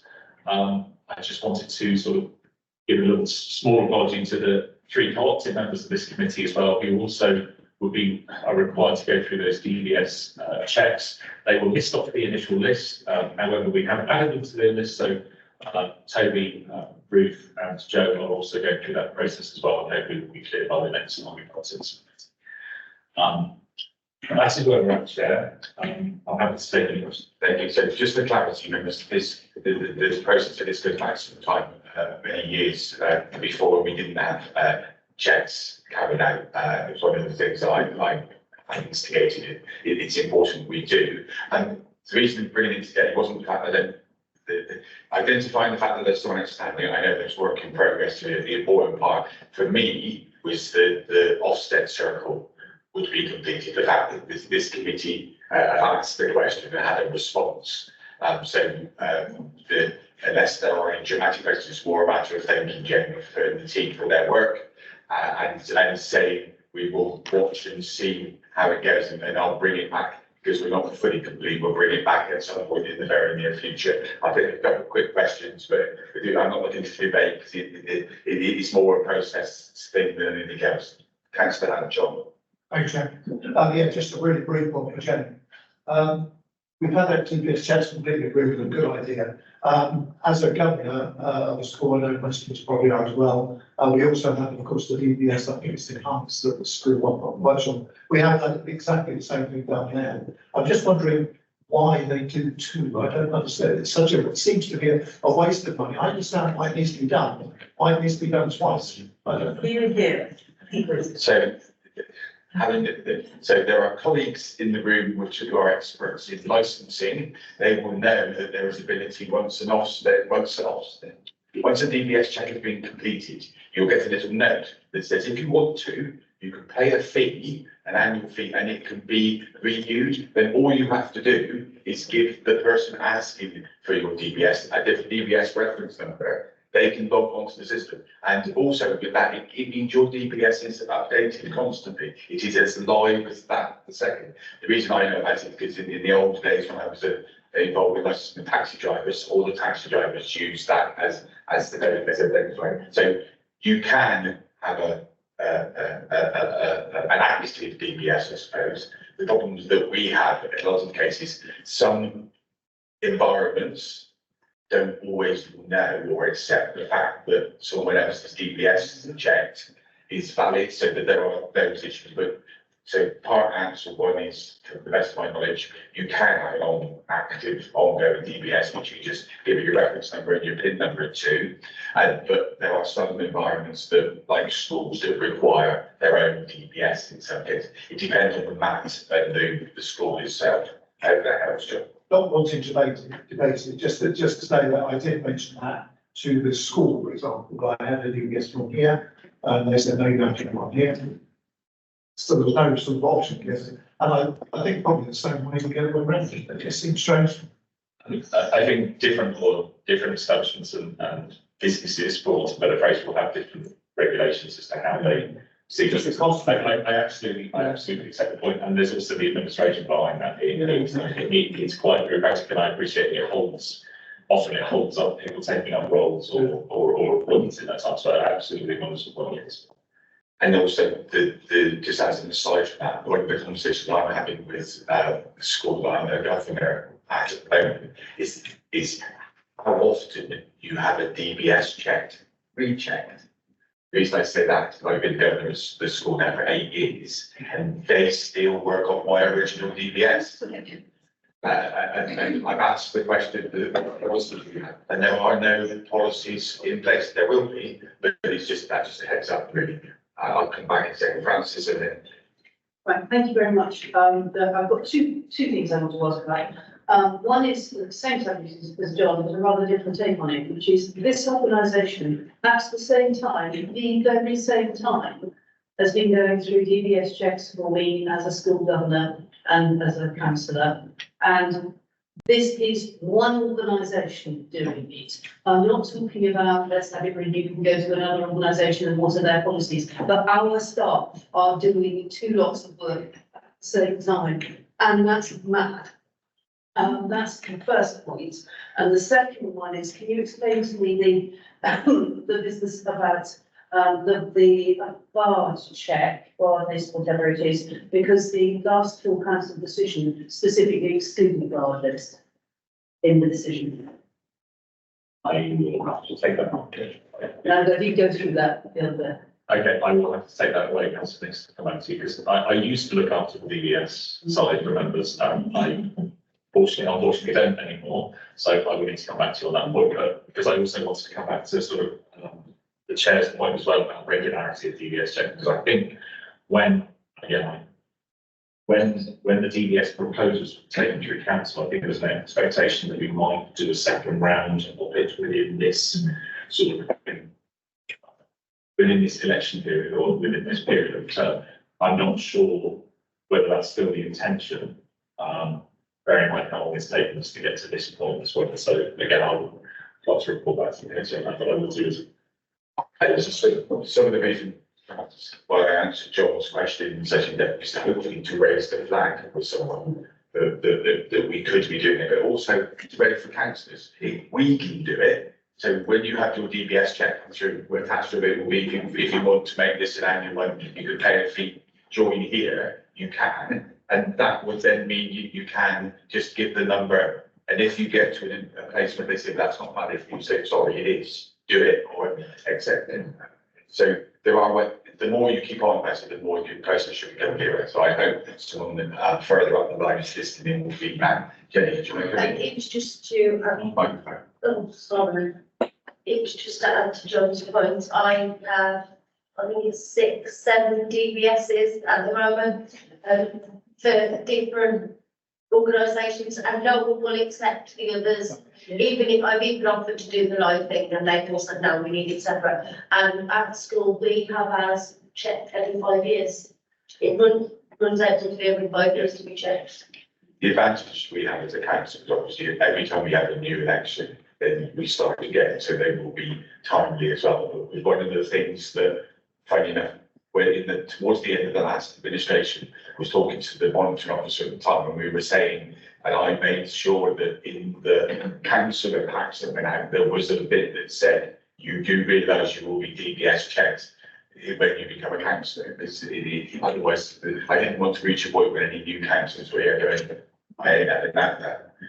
so there was that as well. So it's worked. I accept the fact we've got 110 councillors and it's taken us a year and a bit to get there, but we can be comfortable, those officers can be comfortable that the councillors are DBS checked, and we can be comfortable that we're making visits for people that have been DBS checked. Also, box that was that many easy days. Okay, so that was item number 8. Thank you very much, Jamie. Thank you, everyone. Moving on then, I'm almost there. Fee is going to give us a wonderful update, and then we can have a debate and a conversation afterwards. Fiona, thank you.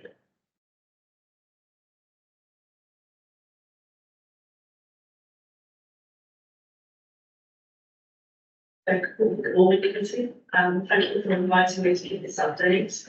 My name is Fiona Furr. I'm the Participation and Partnership Manager based in Children's Social Care.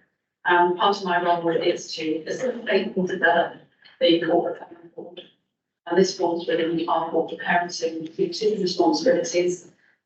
We are ambitious for our children who look after our caregivers, and this is part of that ambitious goal.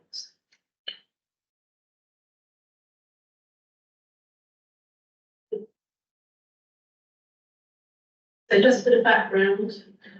This came to full council last year in May, with 8 recommendations to implement care experiences of protected characteristic.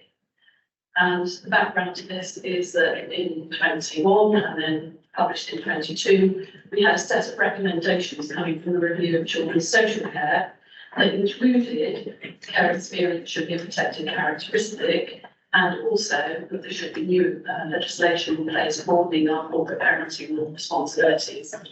I have to say that there was a kickback against care experience becoming legally protected characteristic, and out of that came about that corporate parents, that's not corporate parents and individual local authorities and local areas. And in fact, none of these recommendations have been taken up in law yet. Despite the fact that the second recommendation about broadening corporate parenting has recently gone to government, but I suspect this year nothing will happen. So there is very much a responsibility for local authorities to make their own arrangements on this. That's that. Just a reminder of the 8 actions that came out of full council last May, mainly around ensuring that all of our documentation, our policies and processes allow for impact on care experienced people, more about how we capture information about care experienced people, and how we publish our information, how we seek out the voices of people who have that experience and collaborate with them. How we change our own recruitment processes to guarantee care experienced people can have an interview for a job if they have the essential criteria, and also how we encourage the whole local area to look at this as a corporate parenting responsibility. And overall, we should be assuring the corporate parent board only that these actions are in place. I think it's worth reminding the committee that at the same time we have already signed a care leavers covenant, meeting the 5 outcomes that we want for our care leavers around living independently, being able to have the right education that leads them into employment, to feel stable in their lives, have good health and emotional support and financial stability. And the covenant is a promise around supporting young people who are care leavers aged 16 to 25. So we were quite early adopters of the care leavers covenant. I'm sure Francis remembers rushing back from London on the last train out just before we were locked down in COVID. We were very lucky. However, some of our partners who help us in this work have been a little bit later to the table. So, for instance, our health partners have not signed up to the Care Leavers Covenant until late last year. NHS England then signed with the whole of the NHS system to sign up to the covenant, and Somerset was identified as a trailblazer for the work we've done with this. So we have been supporting our NHS colleagues, and in fact, you'll be pleased to hear that we've been supporting them by putting care leavers in front of them and talking about their own experiences and how they can help them to have employment. That's quite recent work. And I think this all fits into how we move on to beyond 25. So you'll have to forgive me, there are lots and lots of statistics that don't make for easy reading around life chances for care experienced people, but we have to bear this in mind when we think about what it is that we will do in terms of meeting this ambition. So in terms of life expectancy, they don't meet the general population life expectancy.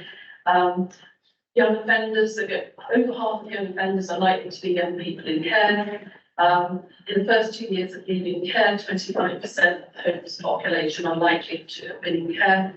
And although they only amount to 1.4% of our UK population, in terms of the criminal justice system and homelessness, they account for 25% of those people. So we do have a responsibility beyond 25 because those young people, those care experienced people need support beyond the nurture and support they get when they're within children's social care. So this is around becoming a protected characteristic, and this is part of a legal framework through the Equality Act. At the moment, there are 9 characteristics. I'm sure you're aware of this act. But this is around those people who meet those characteristics not having discrimination, harassment, or victimisation against them, or anyone who associates with them. So it protects the people around them as well. This isn't suggesting that we're to change the law. There is a separate campaign going on nationally as part of the Social Care Review, and there are some very committed campaigners around this. But this is how we actually take consideration as though it was under the duties under the Equality Act.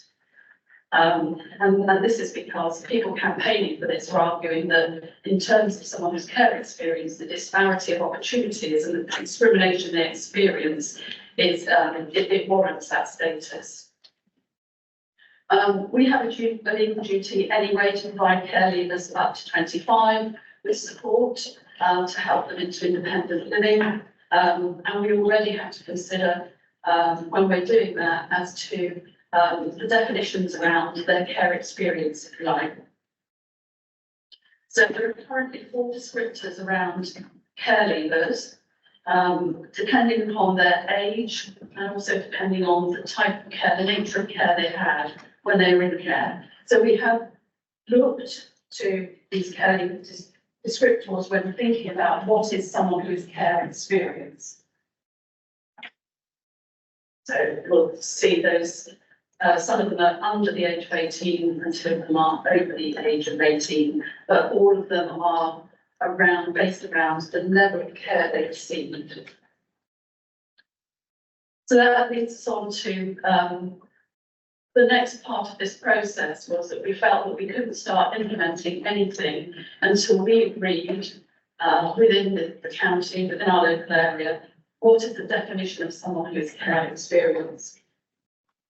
And I've put in front of you one of the definitions that we looked at, which is from the British Association of Social Workers.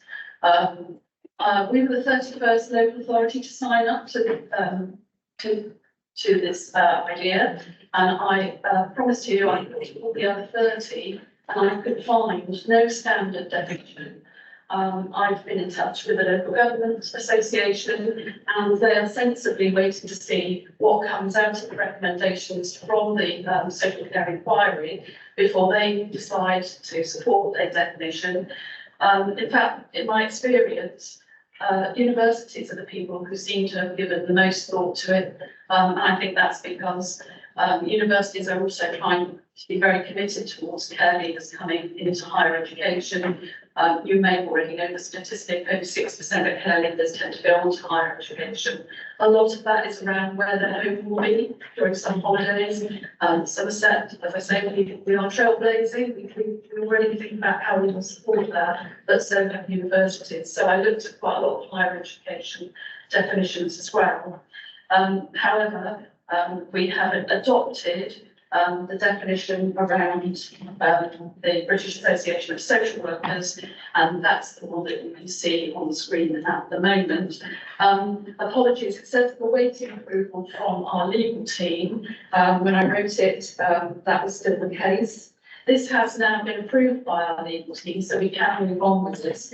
The only recommendations that they've given us that we need to be clear and add notes if necessary about what we mean by the word care and what we mean by the wording looked after, because that will make a difference when we start to think about the policies and services that need to take this into consideration. And I'll talk a little bit more about that when we look at how we go with this from now approving the definition. I have to say, when I was looking at definitions, a lot of local authorities who perhaps don't consider the age range 16 to 25 quite as much as we do in Somerset are rather cheaply, I think, saying that care experience means anyone aged between 16 and 25 and not thinking beyond 25. But this definition is a very wide-ranging definition, as you can see. And that might, in fairness, that might make a lot of services that have considered this a little bit nervous. And I think we have to expect that, some nervousness about the implementation. So in terms of the considerations of implementation, the actions we put in place once this has been approved, that it would be children's social care who would suggest the definition, which they have, and that would be agreed, which it has now been. And that we would work with our equalities team about thinking about our parameters. So Tom Rutland is part of the work around this. At the time, we were thinking, should this be around an age bracket? But you can see the definition goes beyond that. We need to think about the situation it applies to. And actually, we've already talked about some of the benefits and opportunities that the unitary arrangements serve us in terms of being corporate parent board. It would really expand what we can offer as a good corporate. So we need to think about, does this impact on leisure, travel, transport, housing, and benefits? And we need to think about the degree of protection that we're offering, bearing in mind this hasn't come into the legal arrangements around the Equality Act. So are we thinking about discrimination about someone not being able to access service? Are we thinking about the impact on our public sector equality duty? Or is it going to be that we give this due regard in the way we carry out equality impact assessments? We haven't defined that yet. That's the next step. We have got some challenges. There is a lot of data inconsistency. We don't have to collect data around how many people live in Somerset who have care experience. The national census doesn't. So we have no way really of knowing who is care experienced in the county. And also because this isn't a legal requirement yet, it's not in the law, we'll have to think about compliance from people who may be able to tell us, who don't need to tell us. So those are some of the challenges that we have already, as a group of action owners, started to think about how we will overcome those, or if in fact we will be able to overcome those.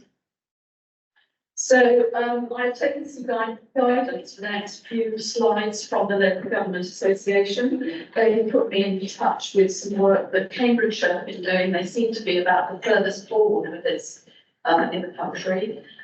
So they are asking local authorities to think about, for some people with care experience, and I really don't want to make this too much of a stereotype, because we also have some care experience people who are extremely stable in their lives and doing extremely well and are role models to our young people who are in care. But the implications for some people with care experience are that they have a lack of trust of services anyway. So even if we build this in, we've got to think about how people access our services. They are not likely to have the same social networks or family guidance that might help them to come in and access the opportunities that this may give them. They are likely to have, from a lower socioeconomic background, less finance available to them, which will affect maybe if we're going to offer them the opportunity of promoting this digitally, they may well not be able to engage with that. And in terms of things like housing, public transport, they are less likely to have good social mobility and a low standard of education. So in terms of employment. So we need to think about those implications when we start to think about what will this opportunity give our care experience people. And so the guidance that we've been given is that we need to start to assess the potential impact of the policies and services that we think are affected in terms of where people are living, their access to support, how their mental health might affect the way they engage, and how they might access services, and also to understand that these are people who have often experienced stigma and discrimination anyway throughout their lives, and that will form their opinion, if you like, about how they might want to engage, and also remembering that some of these people are very vulnerable people. They are known to our criminal justice system. They are known to our homeless services. They are very vulnerable people. And so we are guided to say that when we look at our policy changes, we need to be looking at housing-related policy changes, anything around education and employment support, accessibility support for data, digital and public transport and mental health policy changes. And that's not overtly those policies, but where other policies may well come into the realms of these areas, these elements. I've come to the point now, which is the point that I feel a bit more comfortable about, because this is my action out of Walker Council, and this is around how we engage with people who have care experience. I've already got some people who are keen to go ahead, but we haven't been able to do that yet because we've only just had the definition confirmed, and I couldn't write terms of reference for this type of work until I knew actually what we're going to ask of those people. But for me, the most obvious way of doing this is that we have experienced people, experienced advocates in our care councils who, once they reach 25, are no longer nurtured by children's social care, but they still want to carry on and have a voice. They're very proud of what they've done. And we've got a few young people like that who are really keen to start an advocacy group. I also think that we know within the council, within our own council family, that we have care experienced people. So I think I don't think we would have a problem establishing an advocacy group. I think we could start engagement then through surveys and interviews, and certainly the young people, the young adults who want to do this are very experienced in doing that through their work with the care council. We can pull together some focus groups, and we can start then to think about services that might need to hear from those people about their lived experience, so that we can start collaborating on policy change and service change. And I just wanted to just remind people there's a lot of intersectionality here. So, for instance, in terms of children who are in care, about 40% of them will have additional needs. Those additional needs will go into adult services as well. They will almost certainly have some emotional and health needs, and those will be going into adult health services as well as physical health.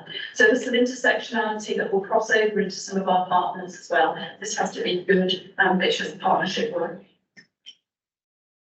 So we've already got an action plan and our considerations for implementation beyond the redefinition. The next step was to agree the parameters. What will this actually cover? I think it's likely to cover our impact assessment, because it's not law yet, but we have to take advice around that.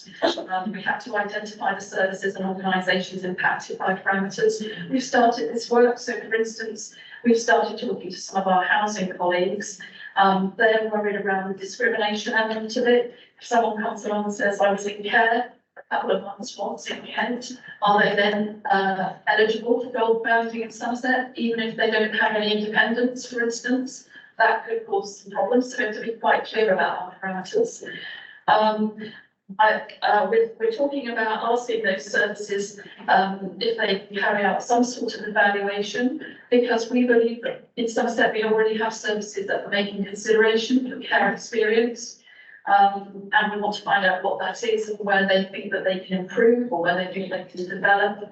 And then we want approval from the corporate parent board to proceed from that baseline and then undertake an annual audit or a reporting to the corporate parent board for them to have assurance that this work is going on in the local area. And I just wanted to finally say that everyone in this room is a corporate parent. We should be enthusiastic about the opportunities that this raises and not be too put off by the barriers maybe of the law and some of the concerns around discrimination that we've already mentioned.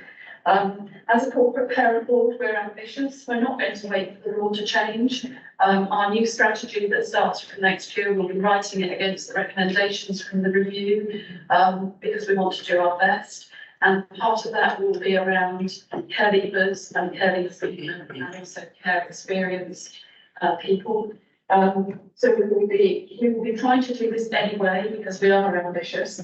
But I guess my plea to the committee will be if some of the issues and some of the services are things that you have directly involved with, is there something that this committee can do to make sure that we move this on and be and affect the changes that we really, really want to affect in Somerset? Thank you. Any questions? Yeah, thank you for that. Just a bit of background, members of it was my proposal that went through council, and so the reason why I asked for it to come back today was because things weren't moving as fast as I potentially would like. So I need to say thank you to our legal team for coming back to us and making sure that we're able to move this forward. The fact that we are now able to move on to next steps has to be a good thing. And just for clarity, the fact that we now have a definition that we can agree means that the team can get on with things a little bit more and move it forward. And there will always be a concern about being able to treat people in the way that they should be with a characteristic like this. But some of it is also the fact that it gives people an opportunity to disclose the fact if they want to. Being able to pin it down straight away isn't always easy. So it's giving people with care experience a choice as well, which is vital in that. And as long as we can be seen to be making best endeavours going forward, then that's the most we can do and the current legal national position that we're in. So I think it's important to make that point. Martin, did you want to come in with a question? You don't think it's the big one, right? Thank you, Chair.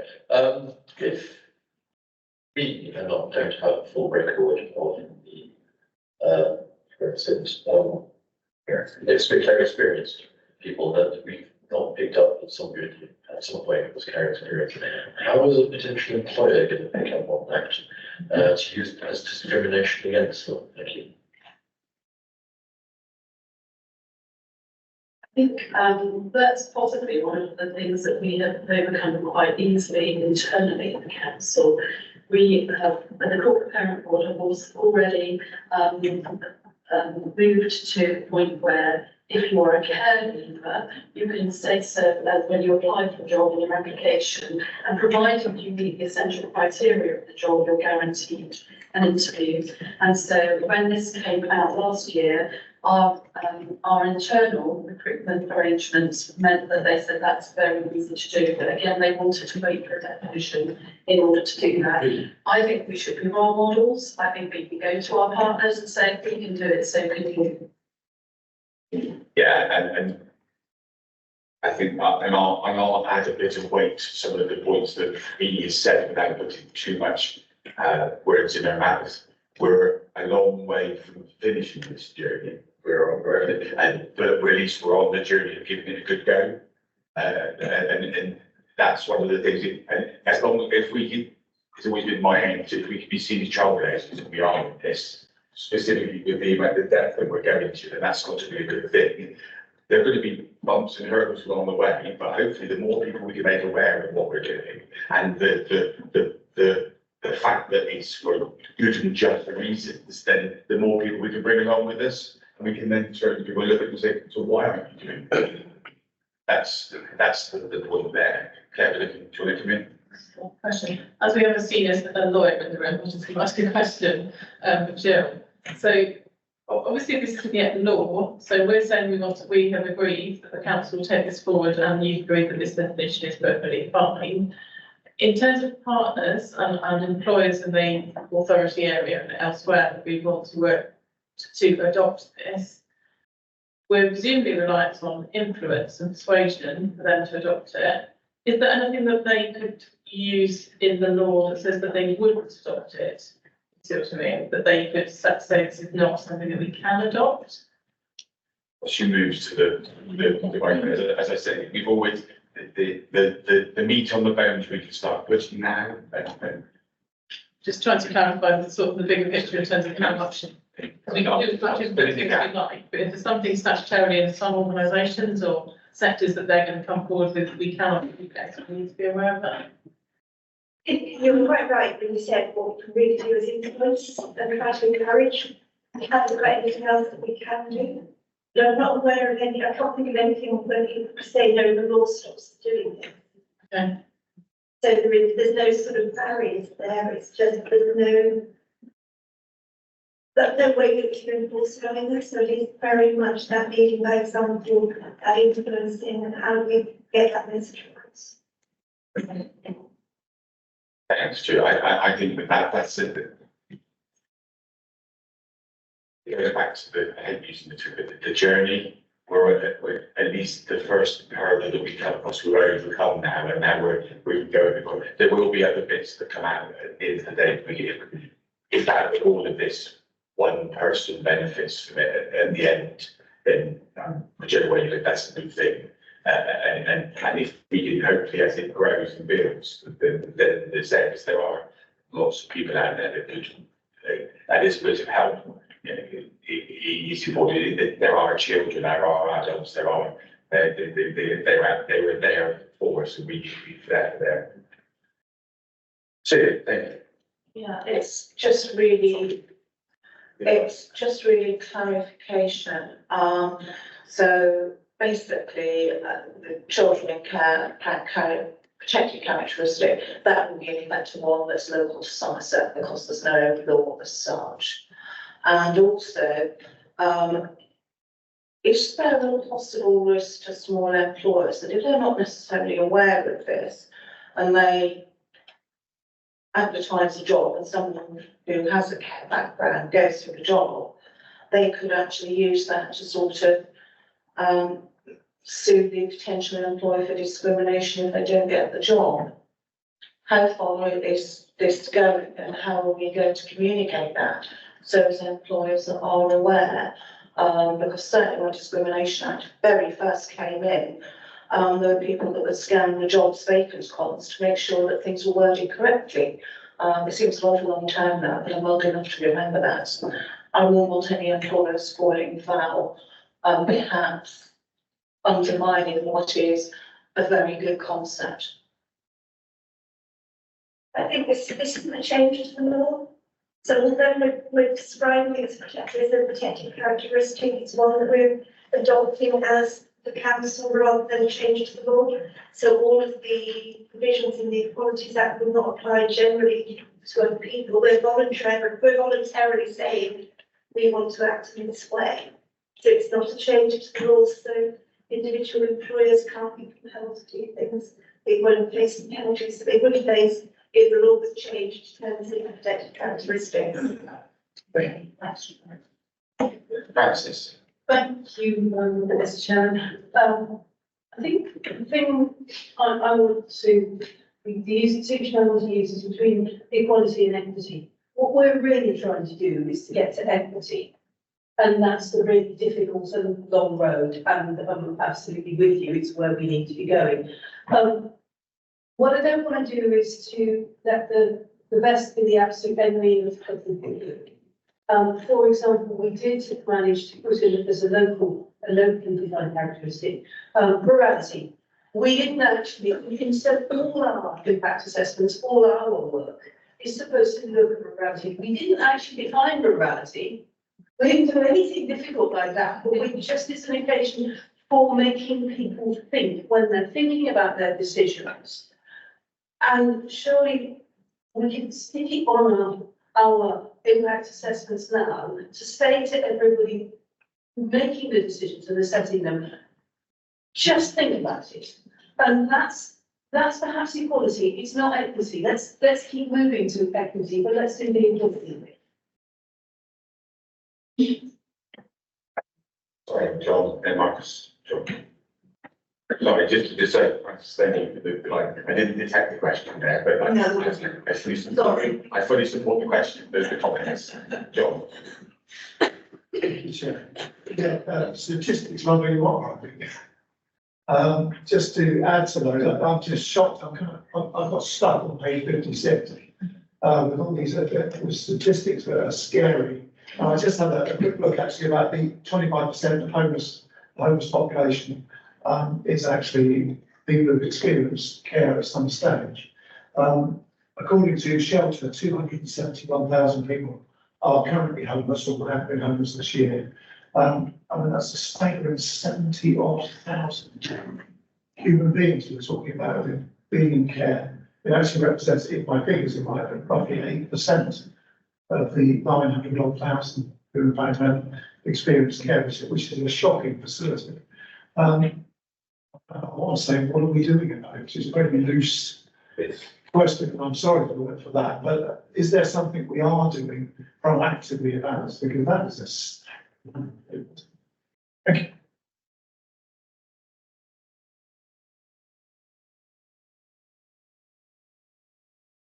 In Taunton, in that we started to do some work with the In-Care Council and some of the young people's champions around giving our homeless ex-care leavers a voice. And we found a little bit like this presentation that's talking about trust. We found that they were all of them agreed. We took the young people down to the homeless shelter. All of them agreed that it was a good idea. None of them trusted us enough to do it. But some of the stories they told us were about, the person I trusted most was my leading care worker in Somerset. And once I left, I don't trust anyone. They were the person I trusted most. But I think, well, I've got social care colleagues here. We take our duty and we take seriously our duty to support children and survive. It's quite difficult to support beyond that. I don't know if you want to say anything more, but we have tried to work with some of our homeless children. Yeah, I mean, obviously it's really complicated in terms of why people become homeless, but I suppose if you think about your own situation, the reason we're not homeless, individually, it's probably because we have a family behind us, we have reasonable incomes, we've got a support network that is lifelong. That's what families tend to do, is provide a lifelong support network in its widest sense for the children and as those children become adults. And all our children and all of us probably have had issues in our lives that have been supported by people in our family and in our social networks. And if you think about the children in care and children who leave our care, they come into our care because that social network, that family network has not been able to provide them with the care they needed as a child, and probably isn't going to provide them with any support or very little support if they're going to adulthood. So all the issues that they are dealing with almost entirely on their own, or with people that they have met, peers, etc. You probably aren't in the best place and emotionally resilient enough to support. Some of them are, some care leavers, let's be honest, do absolutely brilliantly and to lead fantastic lives, but you can see the statistics that some of those don't. And that lack of support networks, so we do have a responsibility for care leavers up to age 25, which we take incredibly seriously. And care leavers do come back to us in their 20s and say, I'm homeless, I need support with this, I need support with that, and we provide it. We're very committed to making sure that we are there for the parent as long as we can be. And we do provide support beyond 25, but clearly with the resources we have, we cannot provide the level of support over time or the intensity that you would be able to do in your own family network. And therefore, some of these young people, when they get to a point where there is no support for parents, there's no support network around them, they get into financial difficulties, they struggle with their rent, they struggle with their accommodation, they're not quite sure how to access the support they need, they become homeless. And unfortunately, the homelessness also leads to criminality to some degree, but when you're struggling, some things that you wouldn't do in other circumstances, you do because you're absolutely desperate, and those young people end up in very difficult circumstances. Those feedbacks, we are all incredibly committed to our care leavers and try to support them as long as we possibly can. And people come to us as a care leaver and say, I need help, we will do whatever we can to support beyond 25. But it is difficult because we are not a lifelong service. And what everybody needs, and brilliant this for probably have, is support from people in their lives for the whole of their lives. Different people come and go. You've got a group of people around you who will support you for the rest of your life. Care leavers are not. That's why it's such a big terrible. And we have to supporting this protected characteristic in terms of making sure they have the best opportunities for employment, the best opportunities for education, for training, for somewhere to live, tries to extend our responsibilities into their adulthood as far as we possibly can, in support of a community rather than individuals in their lives. Marcus.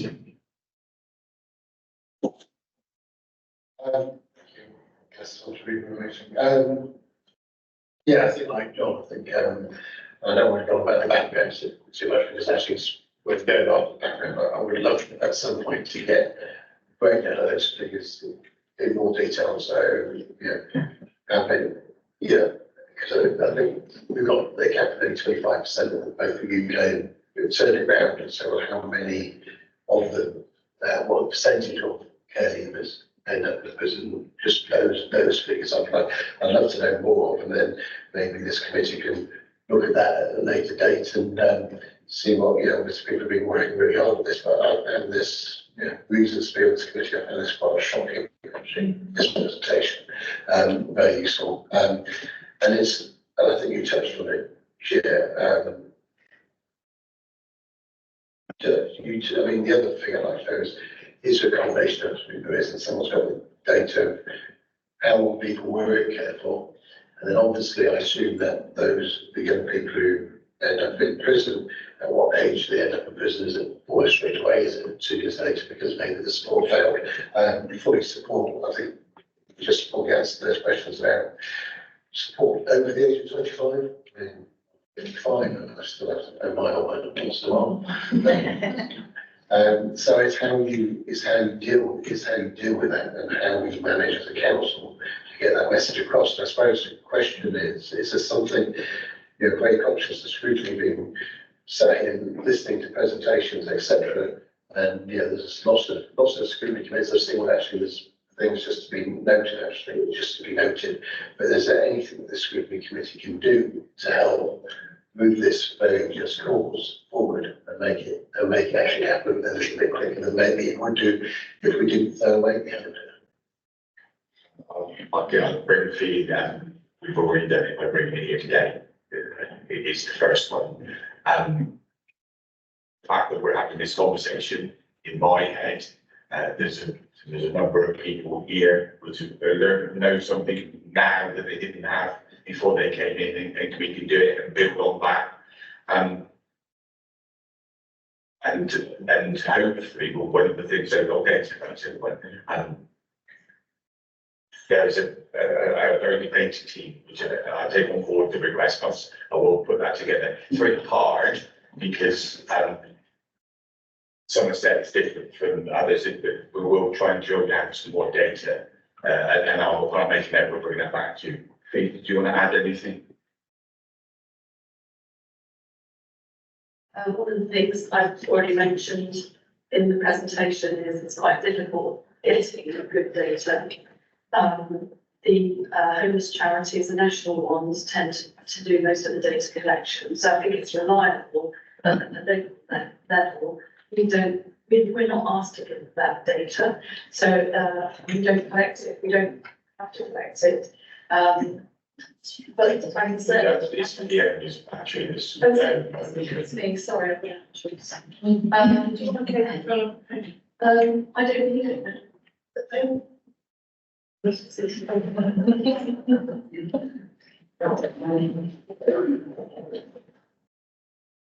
Well, for those who are not in the room, obviously on the screen it's saying no computers, and there was some of my colleagues wandering around looking at different computers around the room, trying to figure out which one it was doing now. So sorry, I didn't realise I was. I've taken Francis heading my car and put it in full petrol. But your question about what can the committee do to keep in touch with this, there's already a suggestion that we would come back. I think you'll be more interested, I think, in once we set the parameters and talk to the services who are going to be impacted about what they think they can offer or what barriers they think they might have for an offer, because I've heard more of that at the moment. And I think that's because we didn't have a definition until recently. But now we've got that, we can work out exactly what it is that we can offer. It's not, as you mentioned, it's not a statutory requirement to do this. It's an ambition to do the right thing, but also understanding when you see the issues that some of our experienced people have, that's a real drain on other services beyond children's services. So, as citizens, we have a responsibility. It's corporate homes and then it's also as a citizen responsibility. So I'm happy to bring something back, but at the moment we need to work out what it is we think we can do. And obviously, if I have a nice proactive steering group of people who are care experienced, then I'm sure that you would probably like to hear from them as well about their experience. To do that.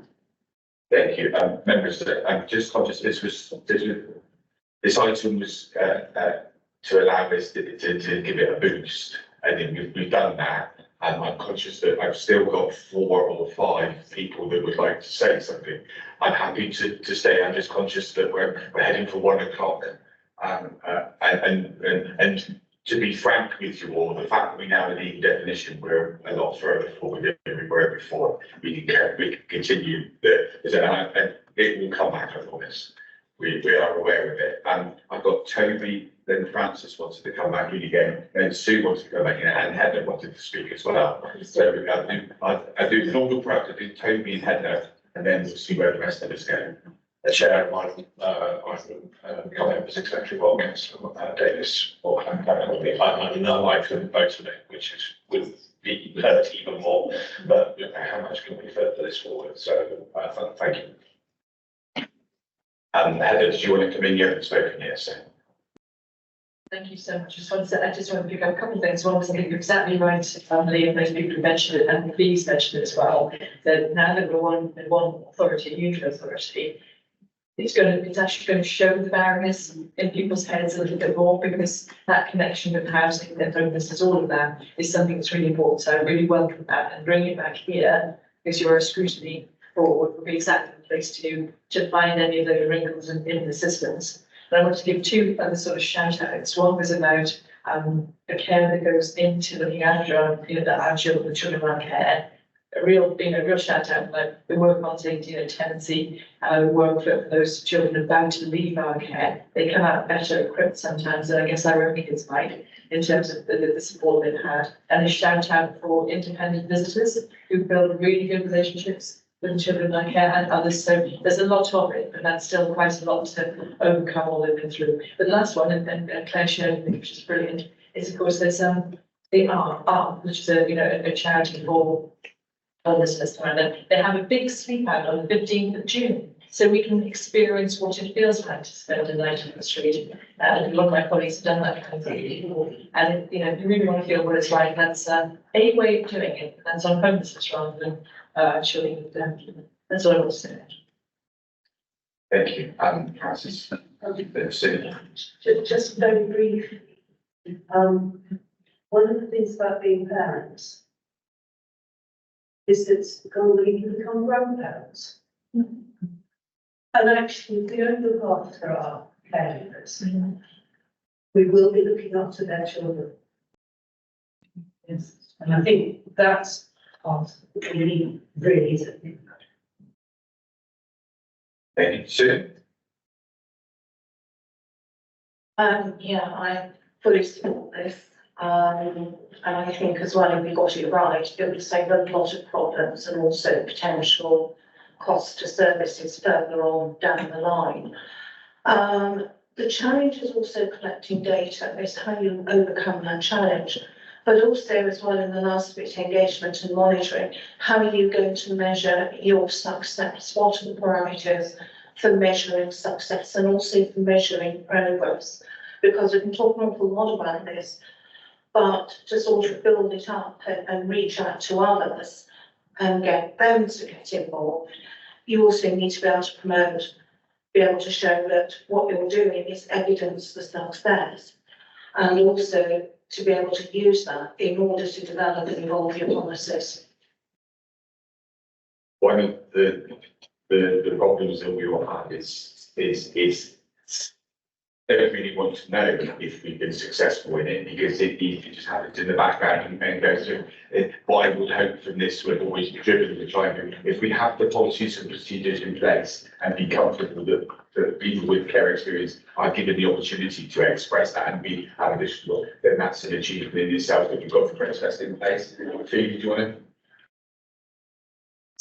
Just wanted to highlight some of the work that the corporate parent board has been doing, where we have held people to account. And I think it's voluntarily when it's not a legal requirement. So, for example, when our procurement colleagues bought a new procurement system, we asked them to ensure that that system would measure the social value of the work they did, and we particularly highlighted that it should be able to show us how many care leavers had benefited from the contracts we put out. That's been tough because they bought a programme that didn't exactly do that, and they thought they had, so there's been a bit of tweaking. But that's the type of practical stuff that we can do, because otherwise we'll be holding people to account for the action plans that sit under their policies. Whereas it's better to try and find something that's really quite practical, and they can say, yes, 10 people last month. Yeah. So that's the sort of thing we would be looking for. But until we set those parameters, it's difficult to say what the sort of performance indicators will be. But yeah, find ways of doing it. And like with all impact, equality impact assessments, the fact that we study health and safety assessment, the fact that they ask the question of the person developing it means that they should at least have considered that in the development of, so it's another addition from there. Okay, members, thank you. Thank you everyone involved in this and moving forward. Data, we'll try and find out some information. What I will say is that anyone that feels like they want a bit more data about the number of young people that we have, the data dashboards that are produced by our corporate parent boards are always very interesting reading. And the fact that you recognise the fact that on average we have the best part of 500 young people at any one time in the care of the authority. It's an important consideration, and it is a number that people don't always recognise. And that number goes up and down, but it's always there. And when you think about it, a large number of those leaders of care abuse or neglect, which is also a thing to consider. Pete, I'll ask you to come back at some point in the future. Members, thank you for your involvement in this. Hopefully now, because you're more aware, that you'll be thinking it as you go forward as well. Item 10 of our agenda is items for information. Just for those newer members, in simple terms, we're often sent items that people ask the scrutiny committee to look at. What we do is, rather than, if it's just a note or it's for information, we circulate them between the meetings to allow you time, your own time to review them. And at this point, I say, you having read them, are there any points that you wish to bring forward in relation to those?